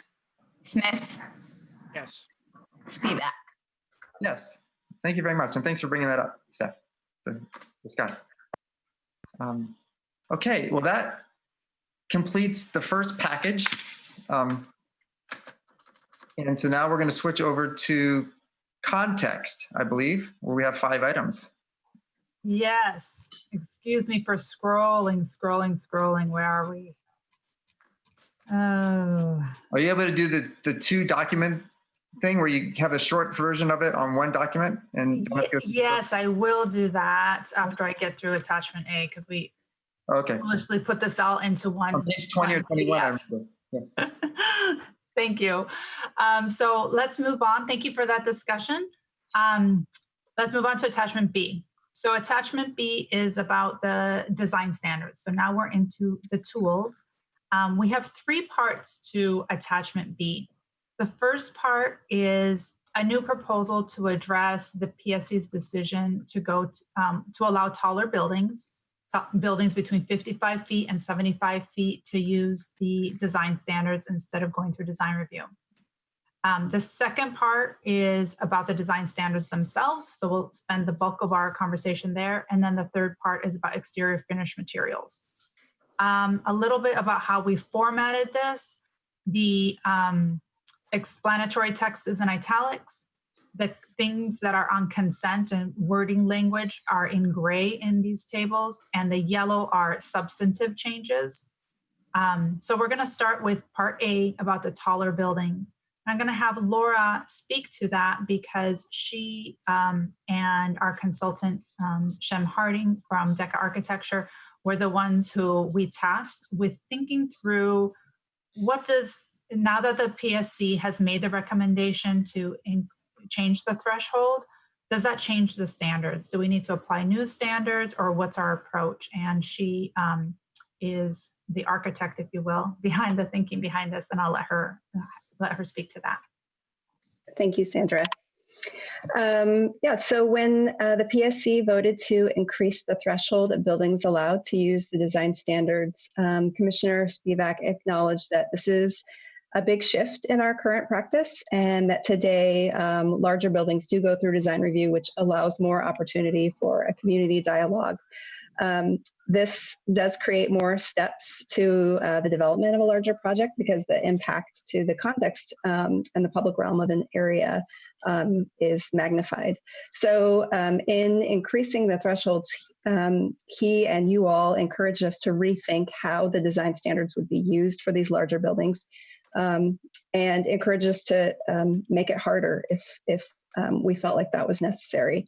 So when we looked at the table of design standards, we agreed that we didn't necessarily need to add any new ones. So we took an approach that has 2 parts. So I'm just going to go through these two parts really quickly. For the first part, we calibrated the points at a higher rate for buildings taller than 55 feet. If you recall, our standards have a set of required standards that they must meet and a set of flexible standards that are point-based. And those are the amount of points that they need to achieve is based on their site size. But instead of a project needing to achieve standards at a rate of 1 point per every 1,000 square feet of site area, which is capped at 20 points, the larger buildings we decided should need to achieve standards at a rate of 2 points per 1,000 square feet. So those would still be capped at 20 points, but instead of reaching 20 points at 20,000 square feet of site area, these larger buildings would need to achieve 20 points a lot sooner if their site size is 10,000 square feet. So, so this is sort of how we recalibrated the points. The second part of our approach for taller buildings is that, again, we didn't think it was necessary to add any standards to the mix. This is a good set that will result in buildings that carry out the purpose statement. But we did look at 3 standards that are currently point-based for all other buildings, and we looked at requiring those for buildings taller than 55 feet. And these are all public realm focused because most often we hear that the effect of the larger buildings can be mitigated if the street level is welcoming. So the 3 that we looked at requiring are PR2, which is requiring taller ground floor heights of 15 feet, QR14, which is requiring a higher percentage of ground floor windows, being 60%, and PR15, which is requiring a higher percentage of weather protection on street-facing facades for 50% or more of the street-facing facade required to have weather protection. So that, in a nutshell, was our approach for standards for buildings taller than 55 feet. Thank you. I will chime in, and people put up their hands if you want to have additional comments. That I think staff did a great job on this, and thanks to the consultant for a creative way of doing this. I think that doubling the number of points you have to earn for buildings causes a big impact, and creating some things mandatory instead of voluntary also will impact the shape and desirability of these buildings. And I think that a clear and objective process is important to create the housing that we need. That's a hallmark of Oregon's Goal 10 housing goal. And I think it should be hard for big buildings. And I think that this is hard. I tried to run through a sample sort of in my mind project of a 10,000 square foot lot, 7-story building. And it's hard to get those points on that building. And I think it should be hard. So I think that I'm supportive of this proposal out of the 3x3 and look forward to hearing other people's thoughts on it. Ben. Yeah, I'm also pleased with this proposal, and I think it's going the right direction. Generally speaking, I agree with the idea of increasing the requirements as the height goes up. Question for staff. I'm assuming that these two work concurrently. It's not either or as options on the table. So in other words, you get points sooner. You have to earn your points sooner by having 2 rather than 1. And I guess just a clarifying question, you're not earning double points. You still max out at 20. Seems like that's the case. And for the, can't remember what my second question is. So for the point base, I'd like to get a little bit more background on the rationale between these 3, and if there were others that were perhaps runners up to this. I could see a fairly larger number of candidates. Not that I necessarily agree, but I'd like to get a little bit more rationale behind these 3 that you put forward: PR2, QR14, and PR15. Sure. I can take a crack at this, and then I would turn it over to staff to follow up if I'm missing anything. So to answer a first question that you had, these are both parts that I mentioned are part of the proposal. So Yes, you do need to recalibrate the points. 2 points are needed per 1,000 square foot of site area for buildings taller than 55 feet. And those 3 that I mentioned are required. So they're no longer an option in the optional points. Those are just right off the bat required for buildings taller than 55 feet. So the pool that you have to draw from optional points is a little bit smaller. And then your second question about the runners up, anything else that we considered? We did consider our exterior material standard. And we'll get to that in a minute. There's a percentage, I think it's 80% of your overall building facade needs to use the exterior materials that are on the list. And we did play around with maybe just requiring a 100%, but the 3x3 ultimately didn't think that that was related to taller buildings as much as these really important public realm standards. So that was ultimately not included. And that's the one that stands out to me. I don't know if anyone else on the team remembers if there were others that we considered. Or if anybody on the 3x3 remembers us talking about it. I'm not hearing it. I will say when I ran through the idea of a project, I was thinking, oh yeah, we'll make the first floor taller, 15 feet, and we'll do glazing on the first floor, but you're trying to hit 20 points, but you don't get points for those things anymore. So that it actually doubly makes it hard to hit the number. And we think because of that, some of these buildings will go through design review, because you always have that option to go through design review if it's hard to meet the standard or the building doesn't work well for the standard list. Any other discussion on this item? Yeah, I feel like we would be remiss to not mention that you already voted on the amendment to increase the height from 55 feet to 75 feet, that threshold. So it's not meant to question that. But when we went to talk to the 3x3 design commissioners, they were very concerned about it. And I wanted to let you know that they don't support the amendment. So that's where they're landing on that issue. Julie, feel free to speak up and let the commission know your feelings about that. And I see you took your mute off. I just wanted to give you an opportunity to share your perspective. Yeah, thanks, Sandra, glad to. So the 3 commissioners who were, the 3 design commissioners who were on the 3x3, I think are representing the position of every design commissioner. And we remember the D overlay, the expansion of the D overlay being negotiated with the close-in neighborhoods through the MUZ process in exchange for less opposition to larger buildings in the corridors. And this is a fundamental shift away from that opportunity for neighbors and neighborhoods to provide input through the design review process. The taller, bulkier buildings are exactly what the neighbors wanted the D overlay to mitigate.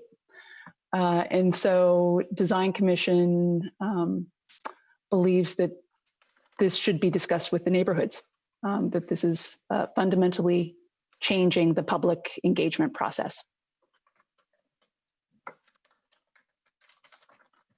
Thank you. I don't mean to derail us or bring that amendment into question, but it's since we have Commissioner Livingston here, it seemed like a good idea to so you could hear that perspective directly instead of through us. Sure. So if there's no more discussion, the way we thought we would. We do have a hand up here, so I'll take Oriana's comment, and then if this thing's going to proceed, we'll need to have a motion for it and a second. So Oriana. Yeah, I just want to take a step back and go back to some of what Steph was getting at earlier, which is like, who is served by the Design Commission? And I think that it's open process and that the Design Commission does good work to do engagement. But when we talk about neighborhoods versus we talk about community, I think Steph was really highlighting the difference between community-based organizations who represent largely Black and Brown communities versus neighborhood associations. who represent a lot of older white folks with a lot of privilege who are homeowners. And just as we kind of get into the reflective space later in our time together and in July, to just be really mindful of whose voice is being heard. Just because there's public process that's available to anyone doesn't mean that it is accessible to everyone or that it feels welcoming to everyone. And that's no fault of our body or the Design Commission, but just reflecting on the South Reach and kind of who came to talk to us and who often comes to talk to us, and the contrast with who Mohammed and Christina are talking to in their work. I want us to be really mindful of how these spaces are serving community and not neighborhoods, and how we can do better on that front. So just throwing that out there. Sandra, I cut you off. Do you want to jump in? No, go ahead. Any other discussion of this? Is there a motion? I guess I'll make a motion that we include this batch of standards to accompany the 75-foot height. Can I clarify the motion really quick? So we have two parts. One is this number 1, to increase the ratio of optional points required per site. And this is the code language that goes with that. So I think the plan was to get a vote on that piece of it.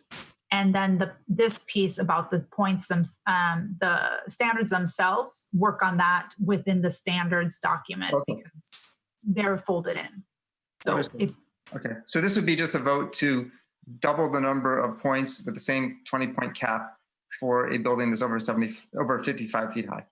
Correct. Okay, well, I will make that motion. Is there a second?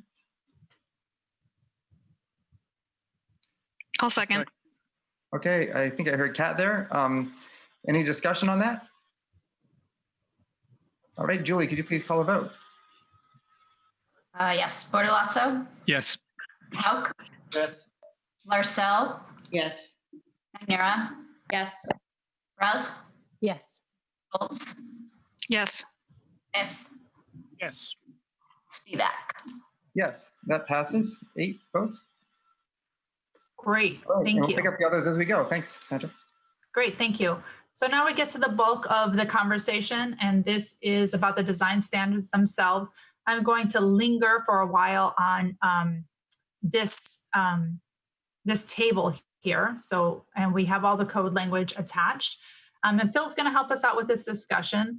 In the document, the gray highlights, as I mentioned before, are items that are on consent. The yellow are the items for discussion, if you want them. They're basically the more substantive changes that were made. And the way we thought we would go through this is by tenant. And as you know, we have 3 tenants. I hope you have those memorized by now. The first tenant being context. And these are the items number 1 through 5 with their various standards that you had proposed or discussed making more substantive amendments to. And Phil's going to run us through them all. He's just going to mention them all to refresh your memory. And hopefully, if you have looked at them before, this could go as fast as 10 minutes with a consent-like conversation, or you can pull one off to discuss. But then we thought we would take a vote after context, so then we can move on to public realm. So that's how we're going to work it. Phil, are you here? I don't see you. I am here. Oh, you are here. Hi. Take it away. All right. So, and a lot of these items were discussed as well with our standards working group and with a 3x3. So it's kind of a combined effort that the subgroups, along with the PSC at our various workshop sessions, came to agreement on what the amendments should be. So with that, I'm just going to go right into it. C1, which was about corner features on a building, was originally a proposal of a whole wide range of hybrid optional and required points or required standards. And what we did was simplify that to create basically 2 standards that have to be met if you're on a corner in a town center or neighborhood center. And basically, we removed kind of the standards that people felt didn't add a lot of value, like providing a sign or making the building higher at the corner. And we instead just basically the standard are you either bring the building out to the corner and have certain features such as main entrances and so on, or you provide a plaza at the corner with some features in that plaza. And so those are the two options that a developer would have if they are in a town center or neighborhood center. So that is what C1 is all about now. C3, which would apply for people doing a major remodel addition to a building. We had proposed a fairly moderate kind of allowance to get some points if you preserve the facade. The Landmarks Commission provided a lot of suggestions that the 3x3 were in support of. And what they proposed was an idea of creating a tiered approach to the types of points you could get. The standard's a little more strict than what we proposed. I think it requires a higher percentage of the facade being preserved, and also requires that the ground floor be used for active uses. But it does also allow for a greater number of points to be accumulated for that. And so that was the main change with that. C6 and C7, we originally proposed one standard, contextual standard that would incentivize, well, it was one standard would have to be met and then the others were incentivized. But originally the idea was if you were abutting a historic landmark, you would apply this standard. And that was the old C10. That has been expanded considerably. So now we have a standard that applies where you have to meet one of the items if you're abutting a historic landmark that has commercial, that's a commercial mixed-use building. You can get additional points if you want to do more than that.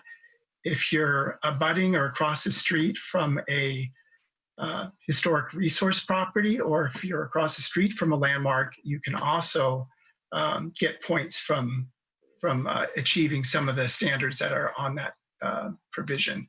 And then the new standard we have has to do with properties that are abutting a residential historic landmark. And they're a little bit different because an apartment building will often have features that are a little bit different than a commercial storefront building.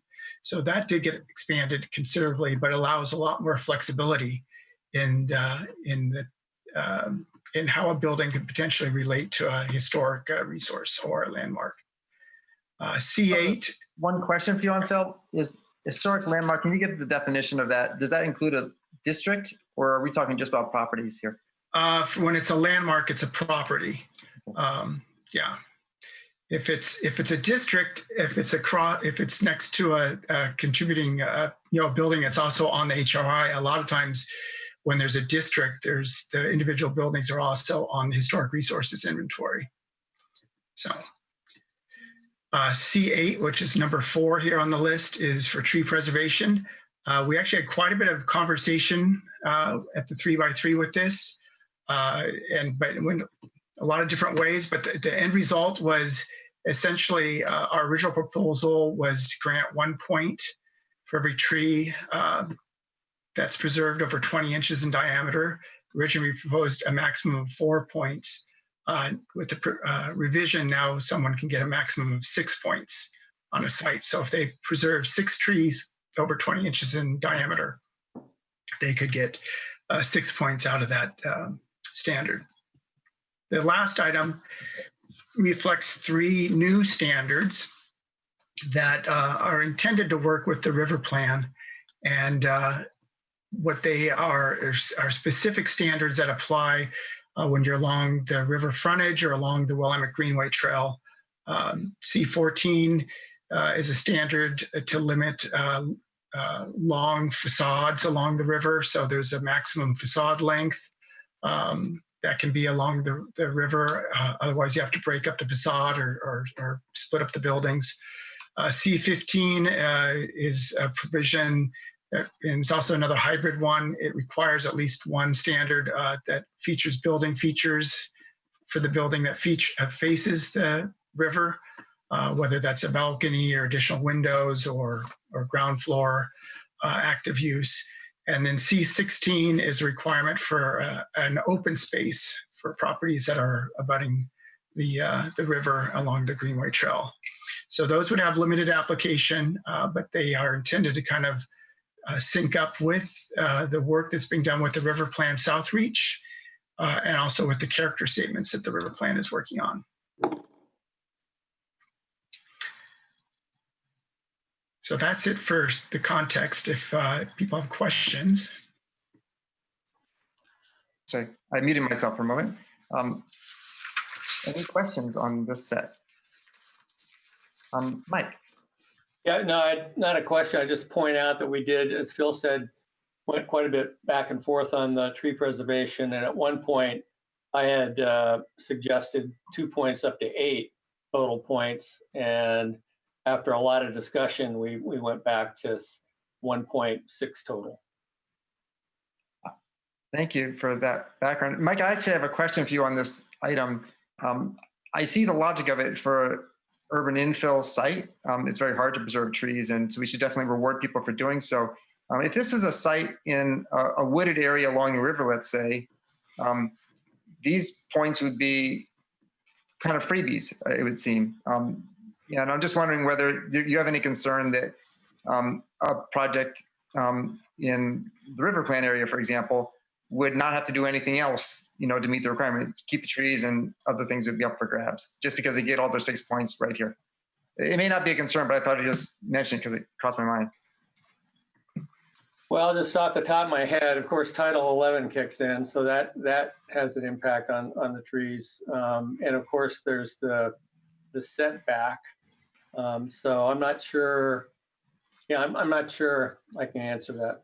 Okay, I'm just thinking that in terms of earning points for a new development, yeah, in an area that's wooded, you've got your 6 points already to start with, so you might not have to do much of anything else. That was the question I had. Keep in mind, it would be an area that's wooded, but also in the design overlay zone. Is there much? I mean, I was surprised how much there was in the River District. So maybe it doesn't happen very much. It's not a big issue for me. I just was curious. Yeah. Okay. Any other questions on this set? Would someone like to move adoption of these context design standard amendments? I move the adoption of the context design standards. Thank you, Kat. Is there a second? A second. Thank you, Ben, I think. Yep. Motion, Ben seconded. Any discussion? All right, Julie, please. Can I actually clarify something? So we're moving these 5 because those were up for discussion, but there are many other amendments that are shaded in gray that are consent-like. So I think the motion is moving these plus all the context amendments. Thank you. I'll clarify that next time. So the motion is to, is that okay with Kat? Yeah, it was my intent was to move all of the context design standards. So thank you for clarifying. All right, thank you. Julie, please lead us in a vote. Okay. Bortolazzo? Yes. Oak?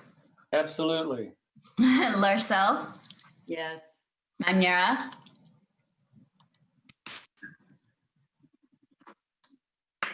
Is Oriana there? Sorry. She might take a minute. She's on a side. She'll come, if you could come back to her. Okay. Rob? Yes. Schultz? Yes. Smith? Yes. Spivak? Yes. And I'll try again. Oriana? If not, we can leave her off of this vote. If we can, this vote passes. So Yes. thank you. And we'll move next to public realm. Great, thank you for that. So I think we'll follow the same process here. Public realm has fewer items 6 through 9, and Phil will walk us through them. Okay, so the first 2 both have to do with ground floor height. This is we had some discussion both with the 3x3 and I think also with the PSC about when it is viable to require a taller ground floor height. We did a little more research on this, and we noticed that we have, rather than create brand new standards, we've actually found some existing standards that we've applied to some of our more intense or plan districts that we anticipate for more intense development, such as North Interstate, Gateway, the Northwest Plan District, and I think even the Central City, if it does get reapproved, will have this. And so PR1 basically mimics that language. It requires at least 50% of the frontage along a neighborhood or civic corridor to have a ground floor height of 12 feet. And that ground floor height has to be maintained for a depth of 25 feet back from the street. So like I said, that's very similar to the requirements we have for our, in those plan districts. PR2 is one of the ones that Laura mentioned, but PR2 gives bonus points if you do the same thing but maintain a ground floor height of 15 feet for 50% of the frontage and for a depth of 25 feet. The one difference with that is that you would get points for doing that if your building's 55 feet tall or less, which would also work well with our ground floor provisions in the base zone that we have that allow for a 5-foot bonus height. However, if somebody was proposing a building using the new 55 to 75-foot height limit, that 15-foot provision would be a requirement instead of an optional for points. So PR2 is one of the three that changes over from an optional to a requirement for a taller building. PR8, this was one that came out of the 3x3. There was a fair amount of discussion about, and there are design guidelines that address how buildings should incorporate some of the kind of back of house items, whether it's places for utilities, vehicle parking, and also bike parking is something that's kind of looked at in that way. And there's some incentives to provide parking in a way that's accessible, but not necessarily dominating the ground floor frontage. And so out of that discussion, there was a consideration about creating a standard that encourages, doesn't require, but it would encourage someone to not put the bike rack, the actual racks right up close to the street facing wall. So it gives a bonus point if the bike racks are set back 10 feet from the street facing wall. Now that may mean that the area in front is used for the bike lounge area. That could mean that they push it back further and they use that area for commercial space, or that they use other kinds of lobby or something along those lines. So that's a new standard.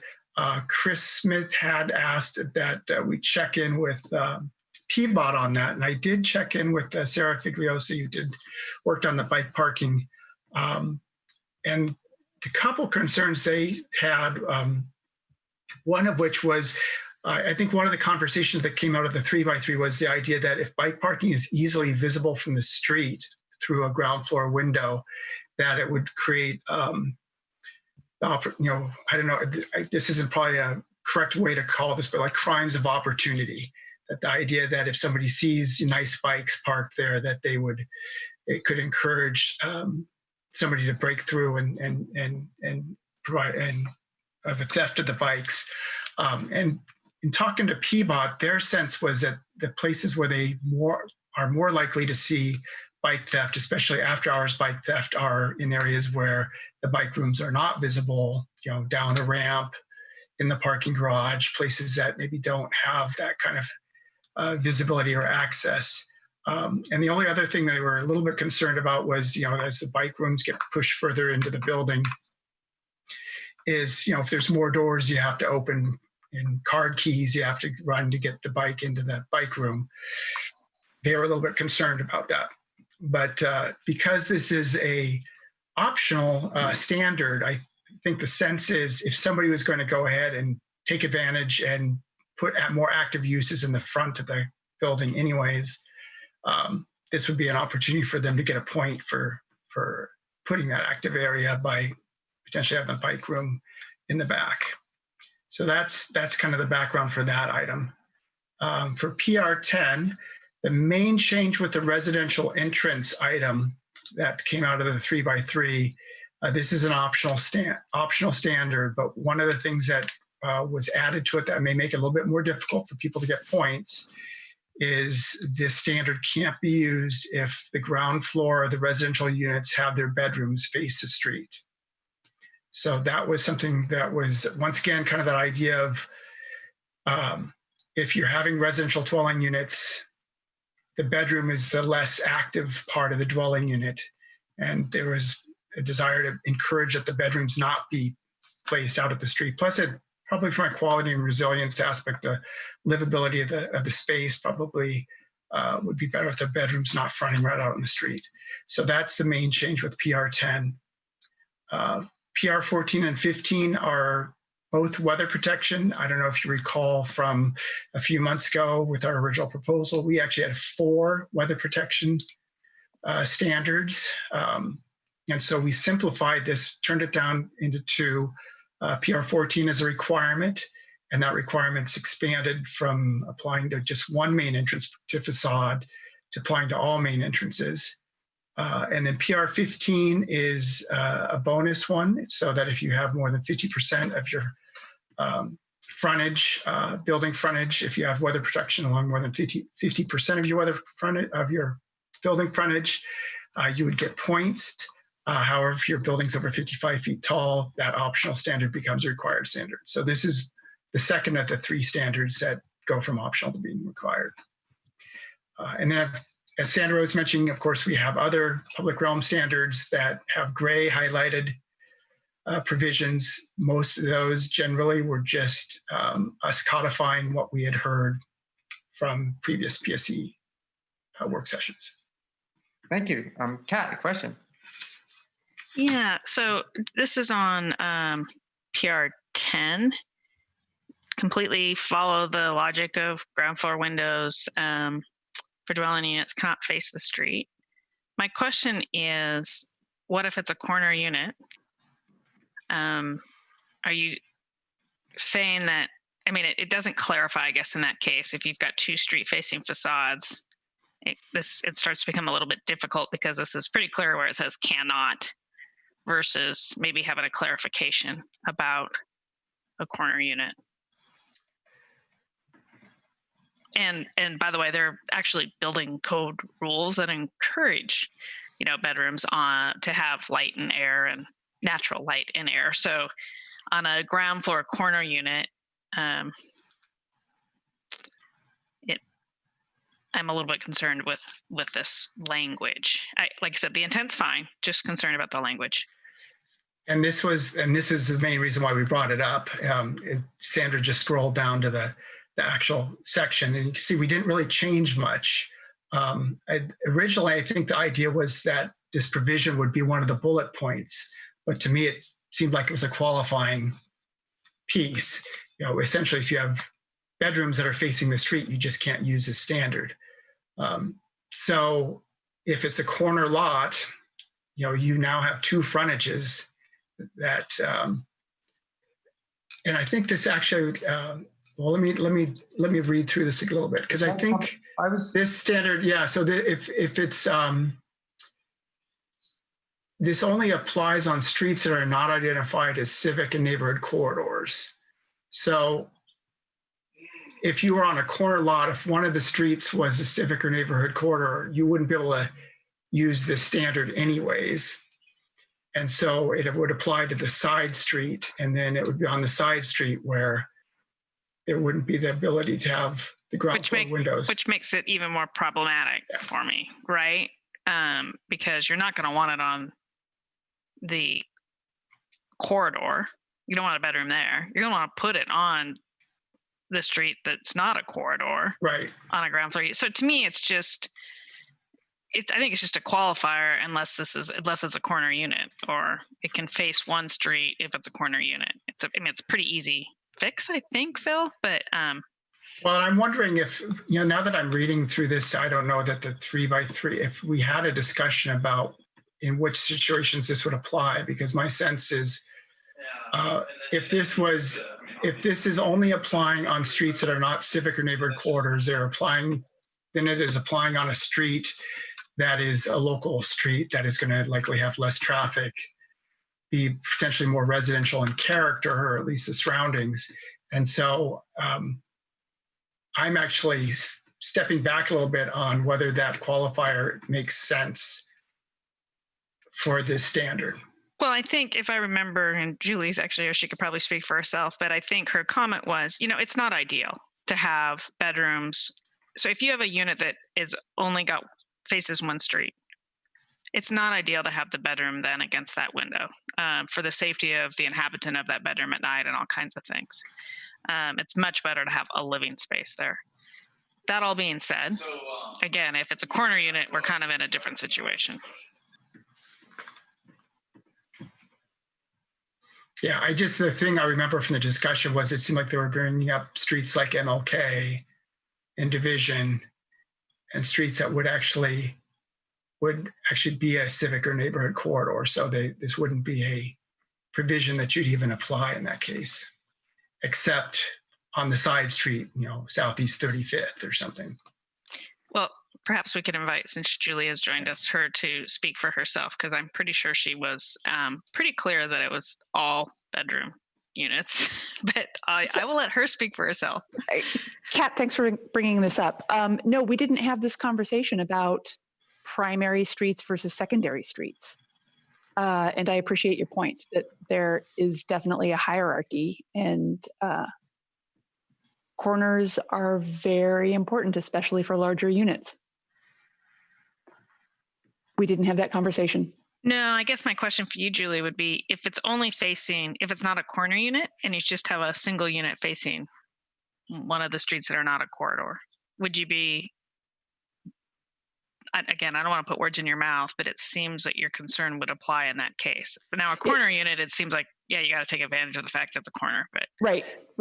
But and you're correct. You know, the thing that is not working for the public realm is a really narrow unit. Say, for instance, a studio unit that's 15 feet wide or less, and is only a couple of 100 square feet, that you are entering, well, from either direction. I mean, the bed's right there, right? The bed is right there.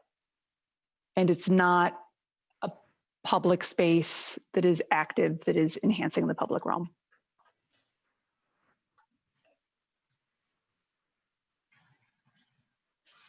An option to ask staff to do a little bit more work, since we'll be coming back to this again.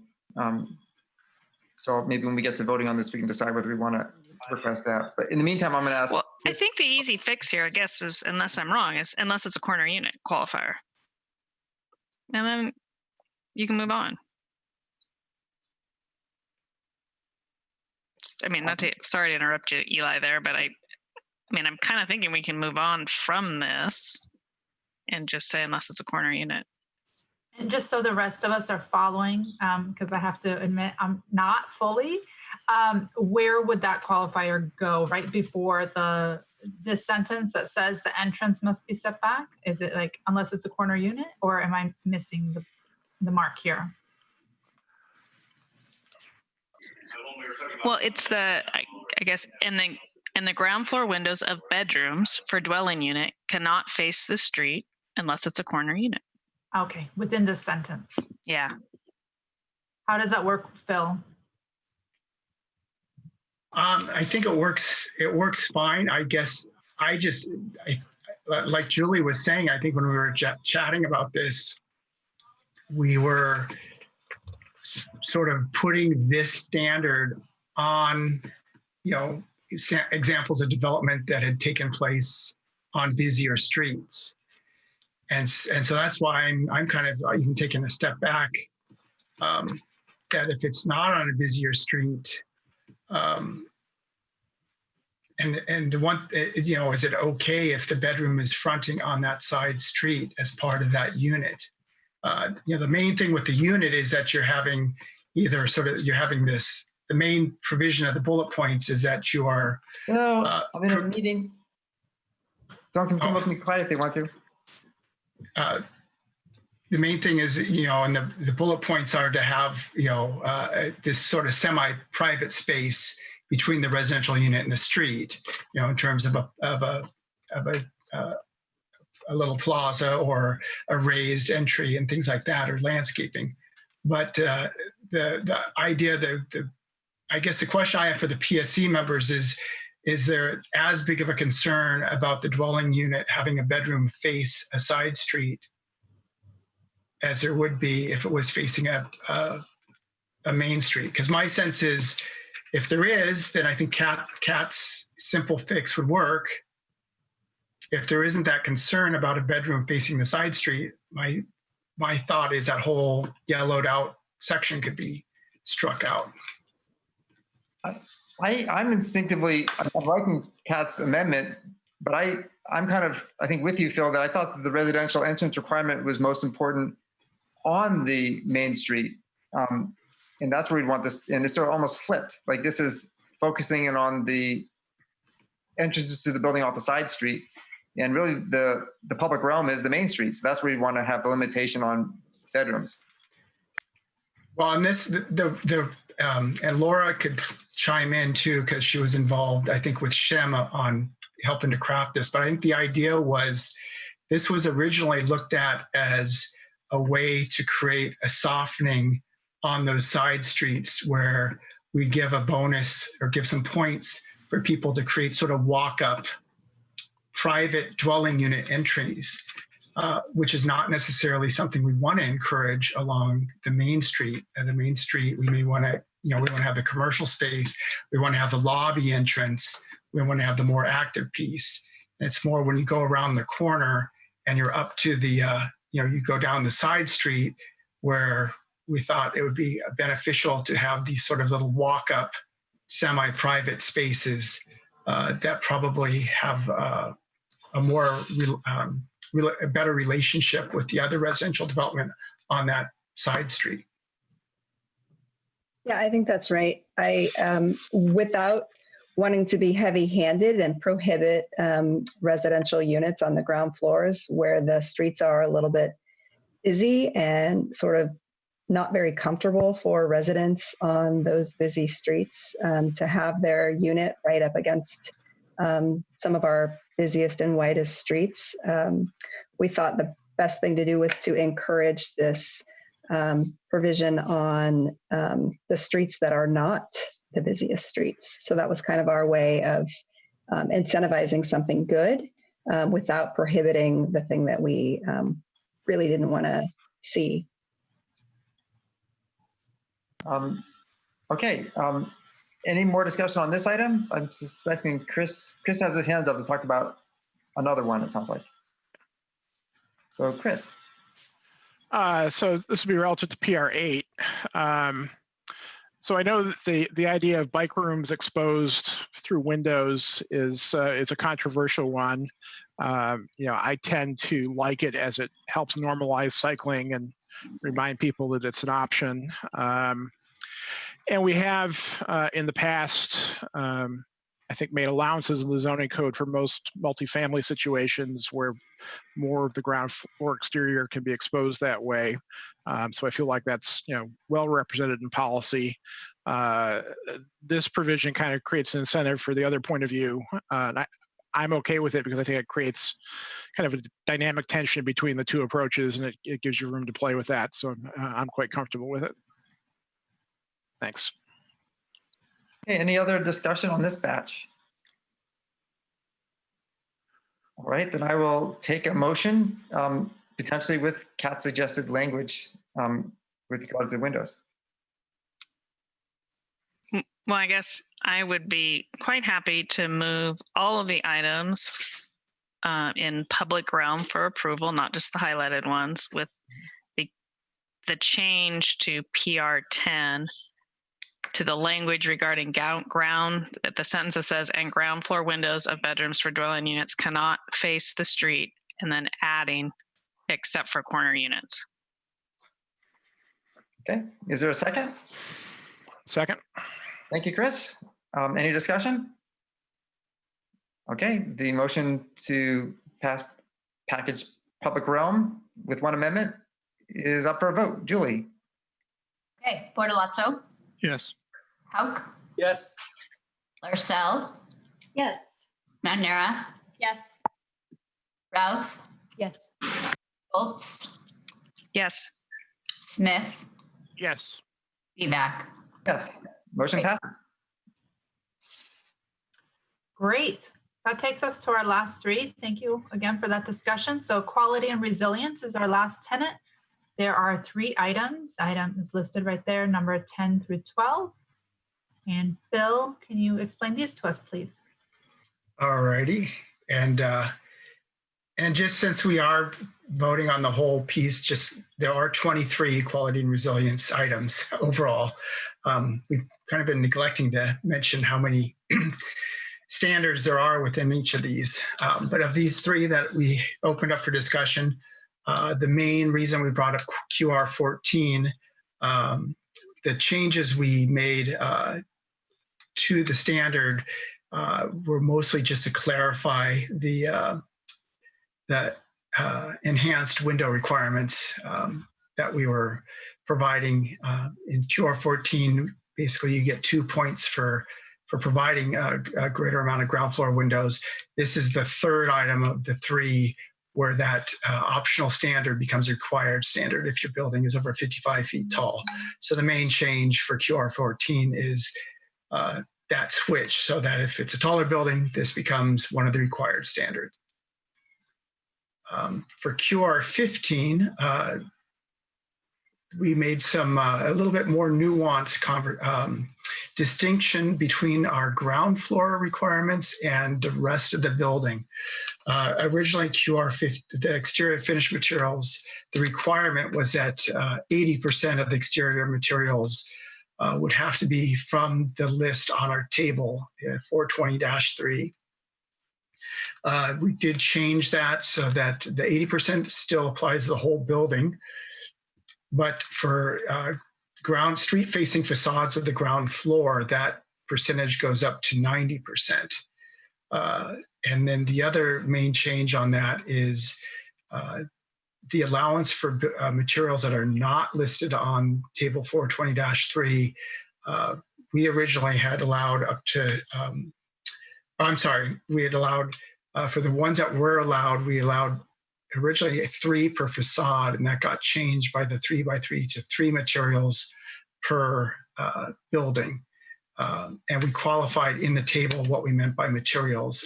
We can get into that a little bit more. We specified material types. It still does allow some flexibility, say with things like metal panels and things like that, that there's some allowances and they would both be considered one type of material. The last piece I wanted to mention about QR15 was that if people are using a material not on the list to either meet the 10% on the ground floor or 20% overall, they can only mix up, they can only have 1 material not on the list per facade. So those were that, like I said, we made that standard a little more nuanced than what it had been in the past. The last item, item 12, are 2 new standards we added. We had some additional conversations with some of our sustainable building folks. And out of that came 2 standards to encourage the use of salvaged or FCS certified wood.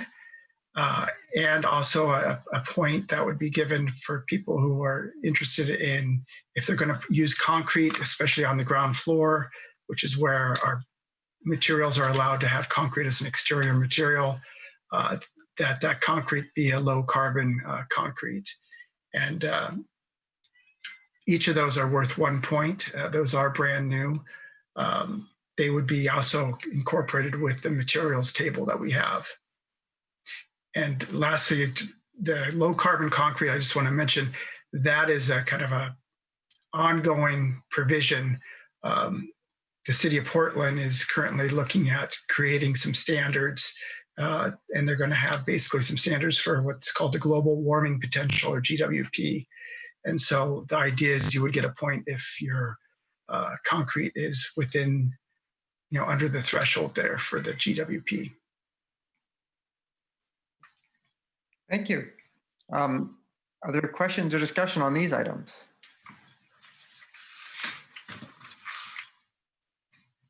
I have some thoughts on the third of the items. number 12. I like the idea of supporting sustainable wood options and low carbon concrete. I've got some experience on the concrete side of it. And I think that I wouldn't want the standard to give someone a reason to, if someone has a choice of whether to do the first floor with concrete or wood, we'd be way better off in terms of carbon impact to have them do it out of wood. So giving them points for using concrete at all seems a little strange. Sometimes there's no choice. And in that case, I think low carbon concrete makes a lot of sense. So I was going back and forth with Phil a little bit to try and get some kind of amendment that doesn't incent people to make that first floor out of concrete. And also note that in the way it's written right now, can you get the actual language up there, Sandra? It's page 41 if you want. It doesn't give you any area amount of concrete you have to do. So you could get this point if you just had, the bottom 6 inches or 1 foot of your concrete foundation visible from the street. If you use the low carbon concrete, which pretty much any building could do. And in fact, I think buildings should do that. I mean, that's actually one of the great places to use low carbon concrete in a foundation because you don't worry so much about the cure time on it. So if I had to make up a slight addendum to this, a slight change to this language, I would try to say that you can get this point if you're using the concrete in the exterior of the building that supports a concrete floor system, because then you're stuck with concrete anyway. Anyway, does staff any more thoughts on this one? Or other commissioners? I do want to do an administrative clarification. Phil, this QR 18 and 19 is different than what we sent the commissioners in their memo, right? This is what you emailed me today. Yeah. Okay, so I did want to mention that. What we're looking at here on the screen is the latest version based on some of Phil's editing tweaks. It's not the same as what we sent you. Apologies for that. We just revised it, I think, yesterday or the day before. Yeah, the main difference between the two is just that I was not as familiar with some of the terminology, both for sustainable wood and for how one measures a low carbon concrete. And so I had references to Portland cement and things that actually you shouldn't have references to, because for low carbon concrete, you have to come up with alternatives to that. So I worked, Sean helped out and provided some language that is more implementable and more, that is much more clear in terms of these standards. So I think what we need to understand is, regardless of how we go with Eli's potential for a change, QR 18 and 19, we've already kind of proposed the new language here. So that would be one amendment. And then the idea would be then whether we further amend our amended QR 19 to address Eli's idea that that the low carbon concrete, that there be some sort of a qualifier that it can only be used if it's supporting a concrete floor, I guess, on the second floor, or if the first floor is a concrete construction or something along those lines. Steph? I actually had a different, on QR3, so I'll cede time if anyone has anything else on the. Any more talk about concrete? Okay, I guess I had one more thought, and I'll say one more thought before I turn it over, and we'll see if people like it. Is the if someone's doing a building with cross-laminated timber construction, I would like for them to be able to get some sort of point on this. And I understand that in QR 18, if they actually make that CLT exposed, they could get it, and they had 500 square feet of it visible, then they could get the point there. But I wonder whether that's practical. Can you really expose your CLT, or is it going to degrade over time?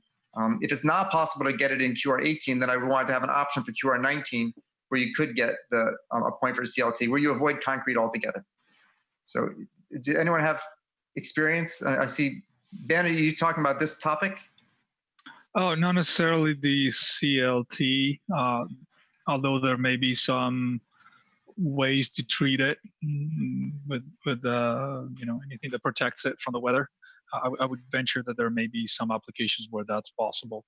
My comment was on QR19 about the low carbon concrete. While I appreciate your comment, it just feels like it's getting down the weeds and putting a qualifier that would apply only when you're supporting a horizontal system that's also in concrete. It kind of gets into maybe too deep into the technicality. I think a lot of it has to do with how you treat the surface.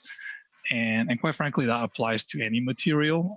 So concrete can look very good. It really depends on how it's applied and what kind of surface treatment to use and kind of the quality of labor involved and any texture on the surfacing and so on and so forth. So I kind of like to keep it maybe a little bit more on the simpler side like it is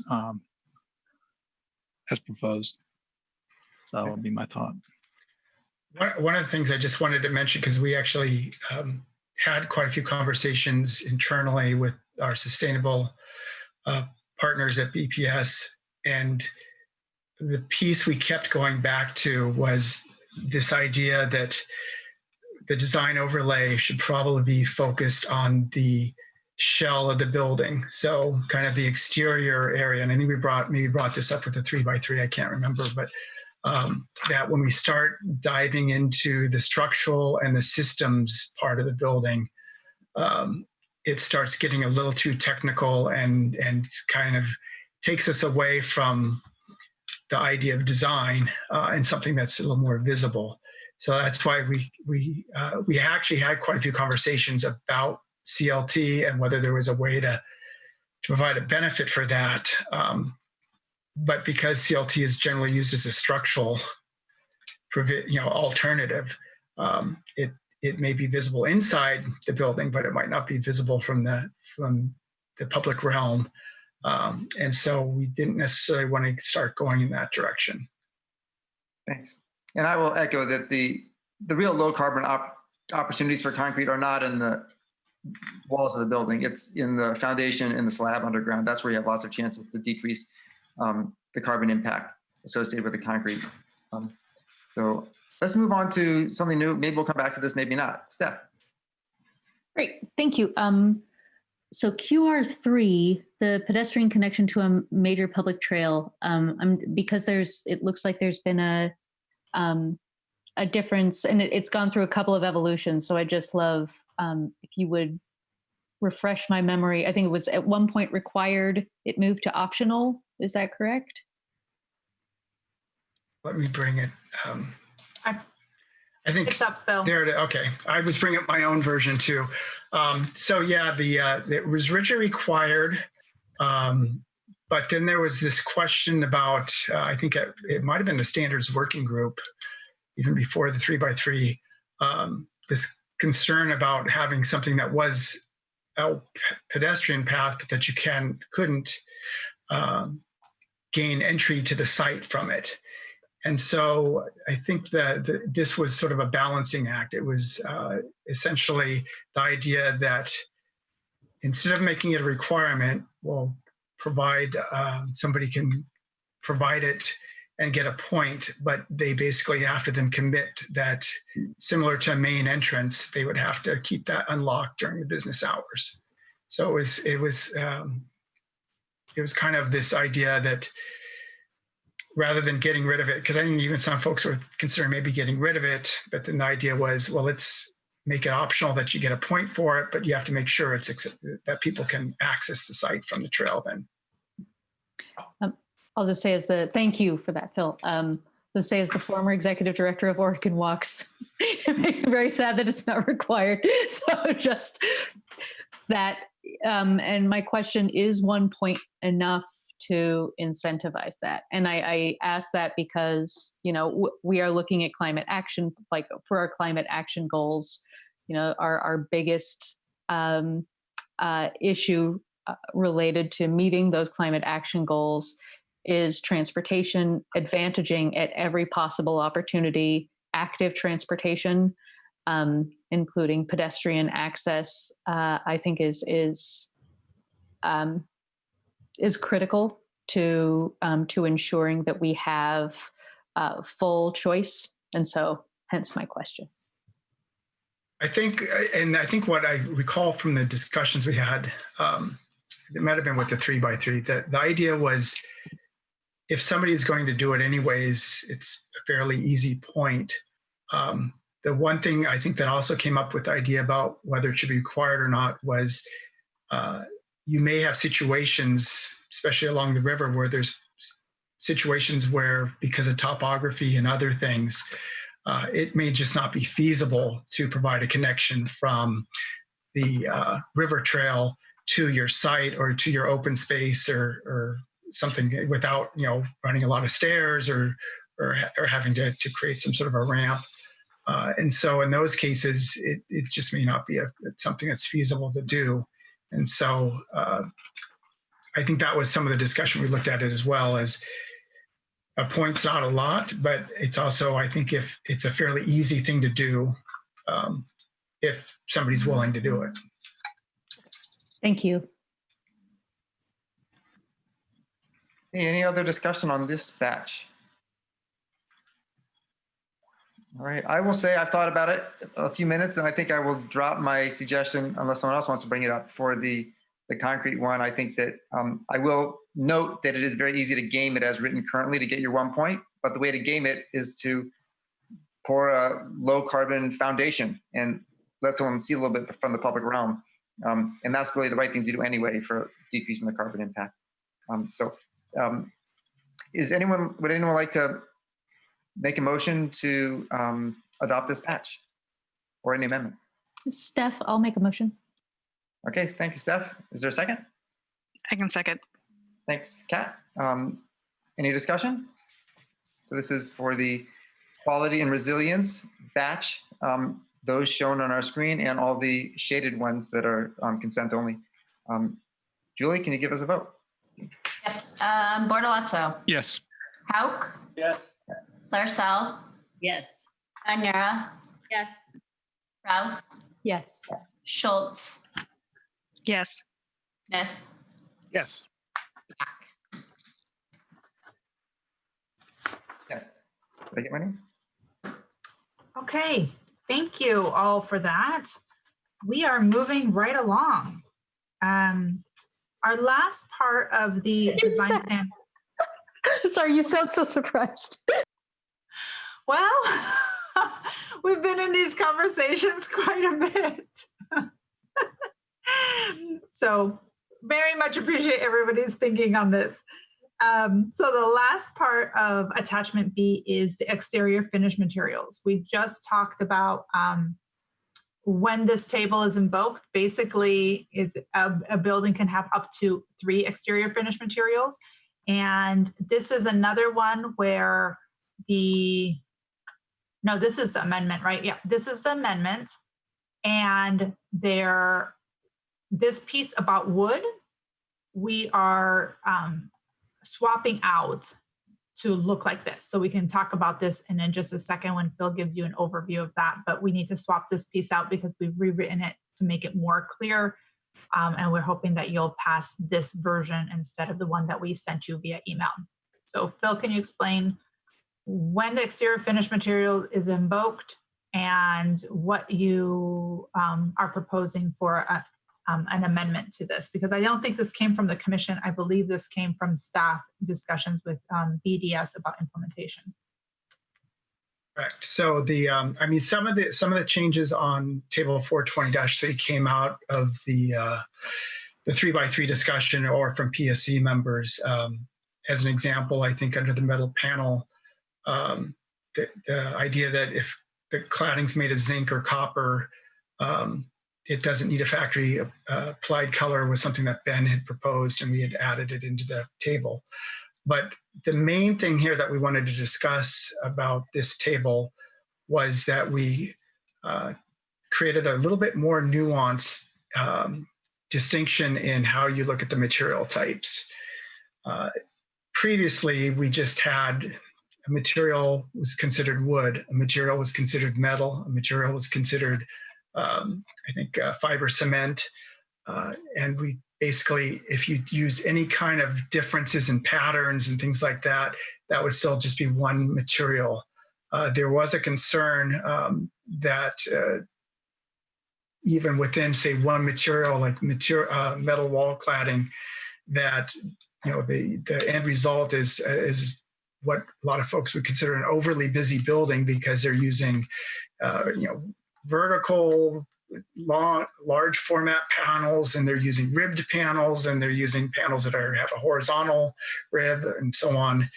And so it's hard to get real nuanced on this, but what we did is we at least split off some of those types of materials so that wood boards is looked at differently than wood shakes and shingles. So those would be considered two material types. And then for something like the metal wall cladding, the metal wall that has large format panels would be looked at differently than narrow format panels. So, the large sort of flat panels would be one material, and then panels with a pattern or ribbed on those with a dimension of 12 inches or less would be another panel. So there was a way to kind of be a little bit more clear about when we talk about a maximum of 3 materials per building, what it is we're getting at. So that was what we initially proposed in our letter that we sent to you last week. Since then, we had some additional conversations when we were talking about the wood provision, and we made a couple changes specific to the requirement that we originally had, it wasn't a very well worded provision, but we wanted the wood to basically be painted or sealed. And we had used a term that wasn't, I think before we said it had to have a coat of paint, clear finish or stain, which essentially if you seal it, it's going to have a clear coat or stain on it. So once again, when we were talking with Sean Wood, he suggested this other wording, which is just a lot easier to read. So basically for the wood, we say the wood must be painted or sealed. And then if it is clear finished or stained wood, it has to be protected from the elements, which is similar to what we had before. The other change that we made is on the right-hand side, the first bullet under additional approved usage. We originally used the term vertical or horizontal dimension of 6 inches or less.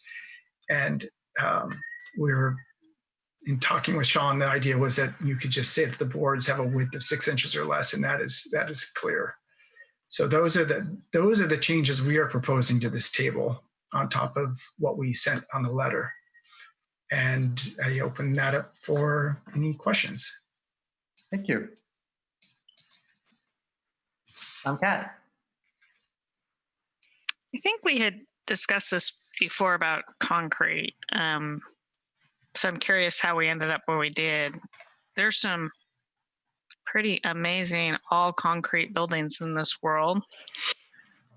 I think many people would recognize the word, Corbusier. And if I'm looking at this, I can't do it. Not fiber cement.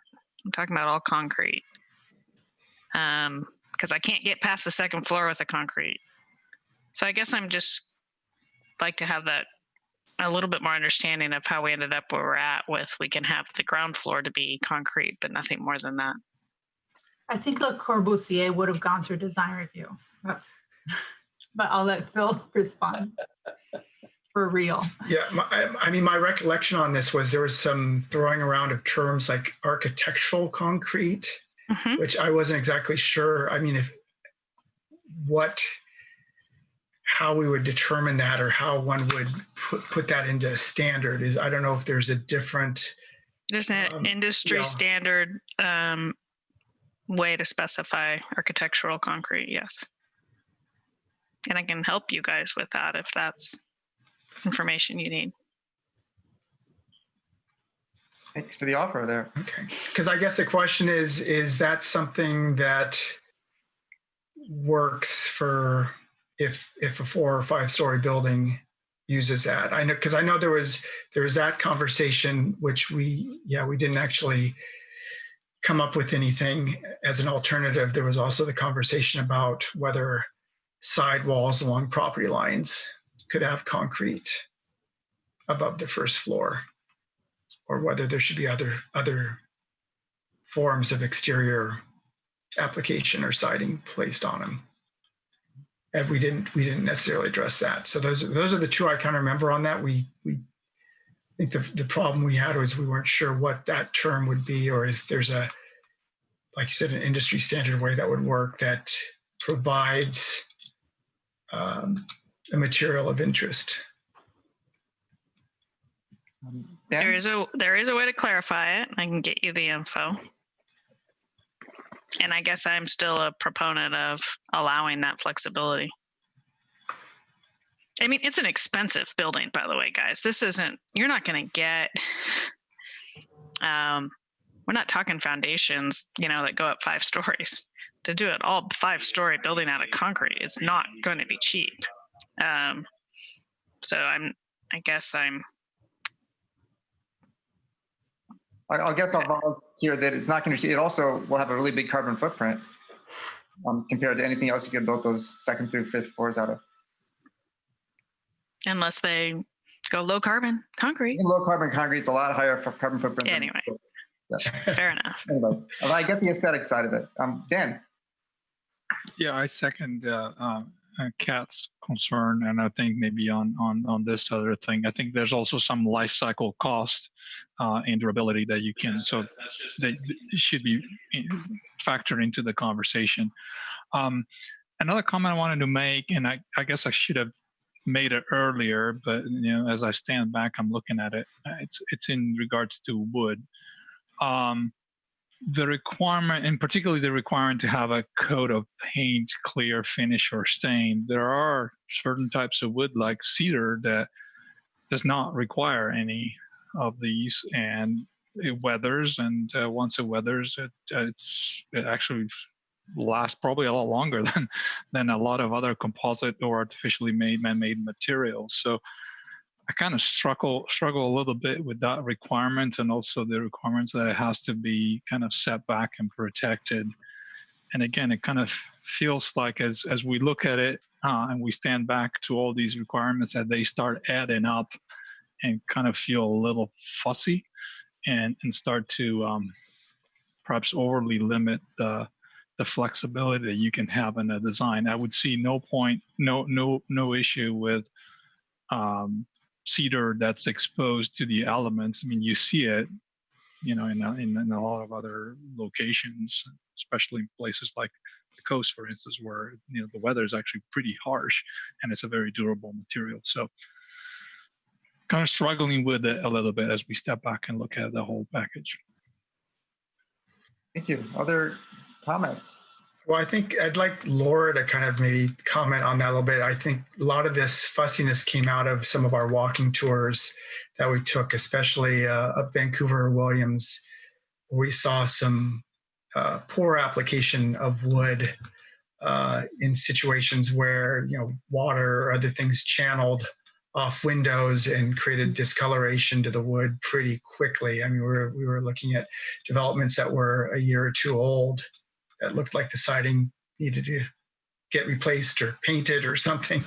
Right, and some of that unprotected wood that we had noticed was discolored and looked like there was mold. And since that walk that we took a couple years ago, all of it's been replaced with metal, I think. So this was just us thinking about how permanent are these building materials? How much are we trying to encourage just more intentional, long-lasting quality so that these things do not have to be replaced, so that old materials don't end up in landfills. So we're just really understanding that there's a cost issue, but just let's put that up.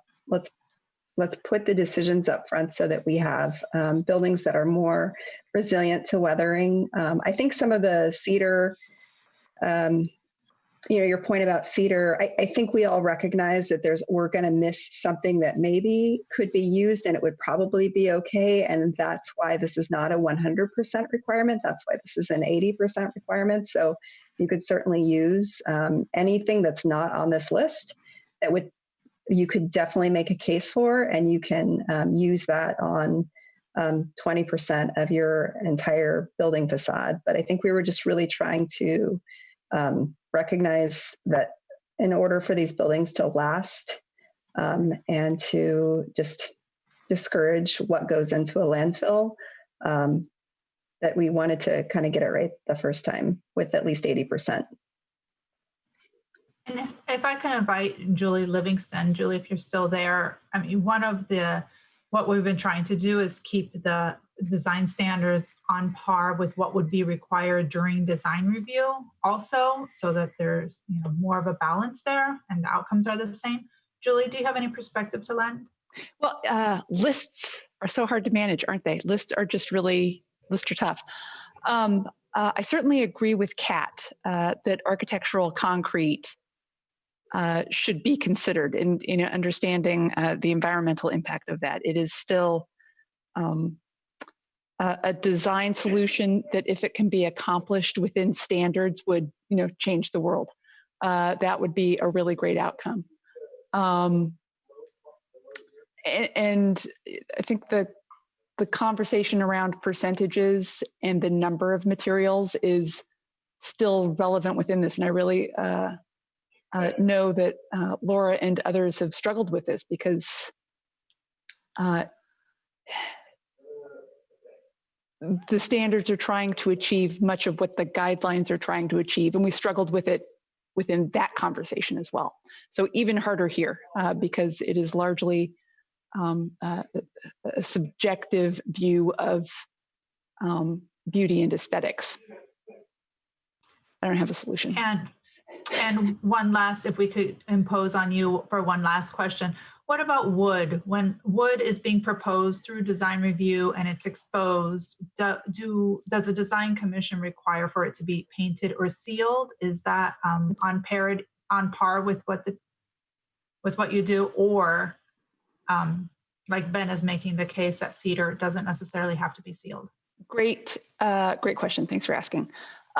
Typically, design commission wants to see wood protected, and that means out of the splash zone at the bottom of the wall, and typically not placed on the building facade in a way that will cause it to be hit directly by rain.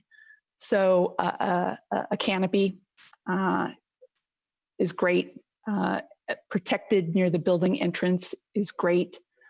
And we do have conversations about, what type of wood is it, and does it need to be painted or sealed as well? But the first move is always to keep it from wet conditions. Thanks.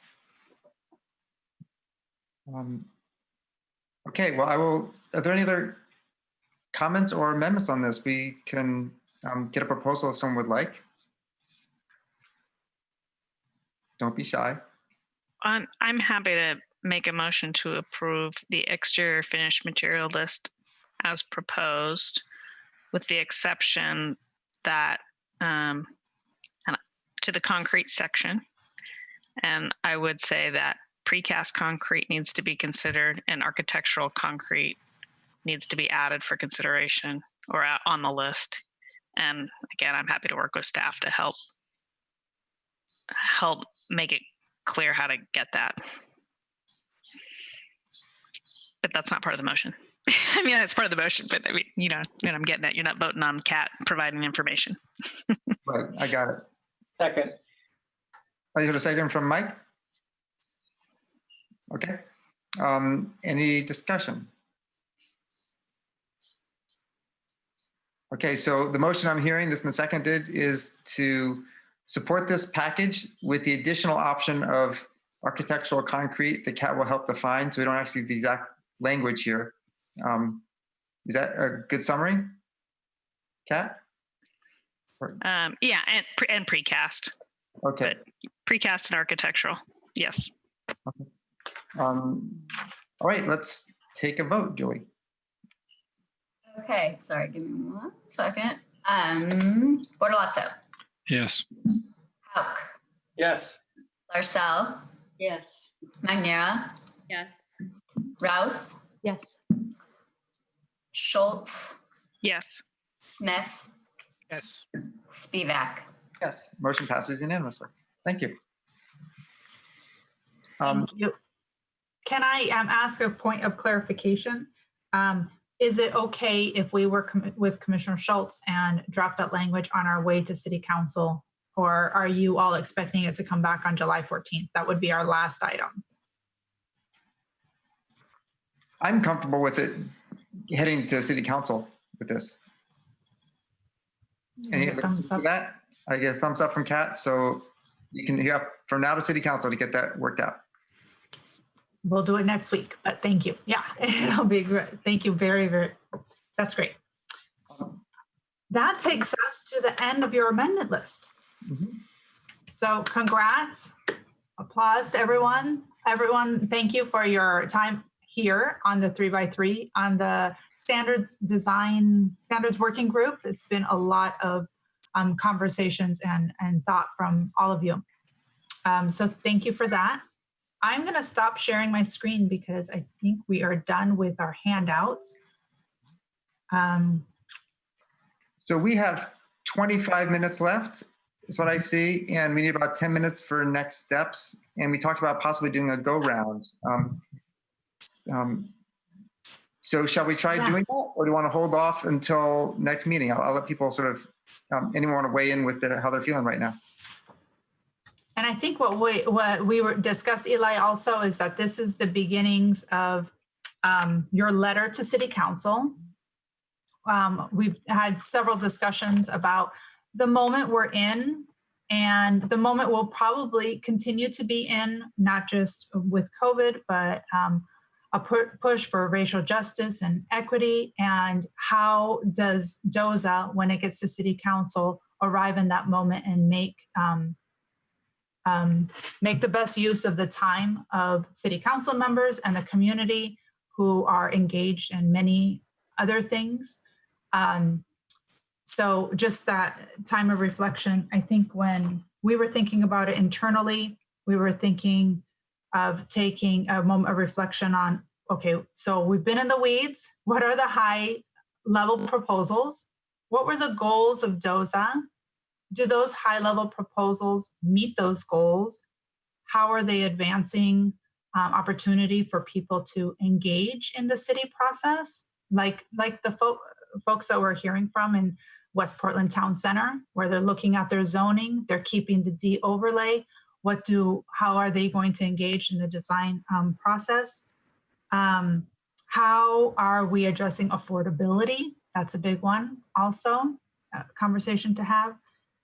We can probably have more conversations about energy and our climate goals, and does this move the needle for those goals? Other items that seem outstanding is, do the standards and design review process do we feel like they're aligned? That was our goal, is to obtain the same outcome now that we're done through with amendments, and we'll send you also where we are with the design guidelines so you can see those so that you can better assess that. Summary of the point system for design standards. And who is the public process for, I think the question that Oriana brought up earlier as we are setting our thresholds for what goes through design review and what goes through standards, who has access to this system and is comfortable participating in it in the context of neighborhood contact and all the other things that a project has to do. So there's a lot of ways we could frame this to City Council, and we don't have to have all the answers today, but it would be, I think, wonderful to just do a round robin of, like, what are you most excited about? And then we can come back in July 14th and have maybe a more robust discussion so we know that we're representing you well when we get to City Council. Great intro, thank you, Sandra. Well, Mike's hand's already up, so let's start with Mike and then give everyone a chance to share what they think about this project so far. So Mike. Well, I don't have any big thought to offer, but I see Julie still with us. And I think the thing I enjoyed most was the interaction between the Design Commission and PSC. I thought that was really, really good process, and the more we can interact in the future, the better. Thank you. Julie, would you like to chime in too? Yeah, thanks. Absolutely. Thanks, Mike. It was very good discussion, very good and productive discussion, very enjoyable. Thanks. And it was neat for us, I think, having a joint commission hearings and the 3x3. It was complicated for staff to arrange for it, but I think I like that we went through that together. Very productive, and I think we got much better alignment between standards and guidelines that we would have without that process. So, considering that this is a once every 30 years effort, big thanks to staff. Really worth it. Thanks. Other thoughts from the group?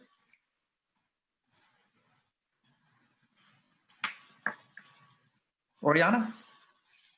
Yeah, I want to start by just showing so much gratitude to Kat for the expertise that she's brought to this space and the expertise that's also come from other members of the commission, Ben and Eli and Jeff and Chris, and really anybody who's engaged on different elements, staff bringing some of the perspectives on community and walking, and just really appreciated the opportunity to hear all that expertise and get those different perspectives on an area that I don't know a whole lot about. I will say though, to be a little bit of a Debbie Downer, I still have a lot of concerns about this project in this moment and the value of design review, as I mentioned earlier, in terms of who we're serving, and not just in this project, but many of the others that come before us, and really thinking about the role of the Planning and Sustainability Commission, the role of the Bureau of Planning and Sustainability, and whether we can go farther on the front of racial equity and racial justice, and really center this work more. And just previewing, I'm hoping we'll have that discussion at our next meeting on the 23rd, that there's an opportunity to look to what the San Francisco Planning Commission has done and think about how we start to center our work in ways that are relevant to all communities in Portland, and in particular, Black, Indigenous, and Brown communities, and that we start to see more diversity and more accessibility in terms of who is coming and speaking to us and who feels like they have access to our process. Thanks. I'll share that I'm excited that I think we'll have largely joint recommendations to City Council between our two commissions, but want to acknowledge that it looks like it's not going to be 100% alignment. And so I know part of that has to do with where the thresholds are. And I guess I want to just volunteer myself that I think that I'm a strong believer in clear and objective standards. And I think that it's nothing that I have a disagreement with the Design Commission on. I have a general concern that when there's discretionary processes in land use decisions, that the people who insert themselves in that process rarely ask for projects to be done quicker with more housing in them. It usually tends to be the other way around. And so this happens in any discretionary process, conditional use approvals, there's a number out there in the code. And so I am generally erring on the side of getting our needed housing built when we need it. And so I appreciate the Design Commission is there to help make sure that our buildings provide strong public benefits. And this code goes a long ways, not just to provide the public realms supporting, but also it becomes sort of a reach building code in some ways to try out some things we haven't tried out before. So I just want to share that even though I know we may not be 100% aligned on this, my concern is that it has to do with some obstructive practices that can surface in any kind of discretionary review, and design review is one of them. Any other thoughts? Steph. Thank you. And I mean, we started this process when I was relatively young. On this commission, I still feel relatively young, but I have a lot more gray hairs. And thank you all for helping me understand a little more. I echo the concerns around, how this impacts just the elephant in the room that I think we've been talking around, and I'm looking forward to that, to a robust conversation next time about how this impacts affordability, and with that predictability, and echoing Eli that we go towards whenever we can, we advantage standards as the means, clear and objective means. So Yeah, because I think that there's a larger question of who accesses this, and especially as we are moving more towards a diversified portfolio of funding for more deeply affordable housing, how to ensure that those projects can move forward, that we can get people housed, and that is an understandable process for more people. So thank you. I appreciate it. Thank you, Steph. Ben. Yeah, I think overall, as we step back, I think this whole body of work provides a little bit more certainty. And it certainly echoes some of what the comments that have been said before me, so I'm not going to repeat it. But I'm wondering, as we step back and we look at it overall, if there's an opportunity, and I'm not sure if that's possible given the time frame between now and the next meeting, to do almost like a quick test drive.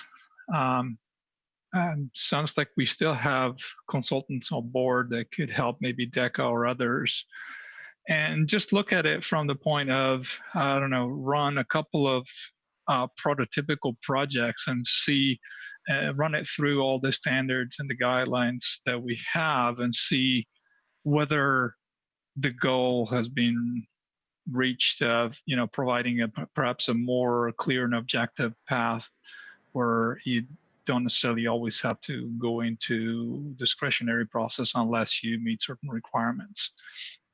I just wanted to see staff's opinion on that, see if there's perhaps an opportunity to do a little bit of and it can be a very high level test, or kind of just a little bit of a stress test to all this. And I understand we still have to have a conversation about all the point systems and all that, so it won't be very precise. Staff, I've been hearing about staff doing this along the way. Could staff send us some information on that? Yes, and I just want to quickly mention the standards that you all approved today. We did do another test similar to some of the staff testing that we done throughout the project. This isn't ground up, build a new building, here's the program, but it is taking a look at a design that went through design review, actually was rejected at design review because they felt that it wasn't meeting the goals of contributing to public realm, quality and resilience, or at least the guidelines that are in place today. And we just ran it through these new standards to see if it would pass those, or if it failed, what kinds of standards was it not achieving. And I'm happy to send that to you. But just to let you know, it didn't pass. And some of the standards that it didn't meet that were required did have to do with public realm, too many blank walls. So just not having a very friendly public realm, not feeling very inviting. But I can give you more of the numbers in a quick summary if you'd like. Thank you, Laura. Kat. So I'm going to, first of all, say thank you to all my fellow commissioners for bearing with me. I know that this was quite a journey, and at times seemed like we were really in the weeds. And there are times when we were. But backing up bigger picture, I would say that was all about coming up with the option of the standards aligning with the guidelines. So it's like when we were in the middle of it, it certainly seemed like a lot of minutia. And thank you for everybody for bearing with that minutia. I think it was really important to get through, but I think while it didn't feel like we were in an easy process or making the process easier, I think that is the result of what we've done. And so one of the challenges we've all done, and we've all spoken to this too already, the challenges we've had put in front of us is how do we make process easier in the city of Portland? And I do believe that the standards provide an option that is maybe I wouldn't say easier as far as actually achieving the work. It still has to be done, but it's an easier process for some applicants and less intimidating, which speaks a little bit to a variety of individuals being able to get through a process because it's much more straightforward. So anyway, appreciate everybody getting through this process together, working through it. There were a lot of meetings and a lot of minutia.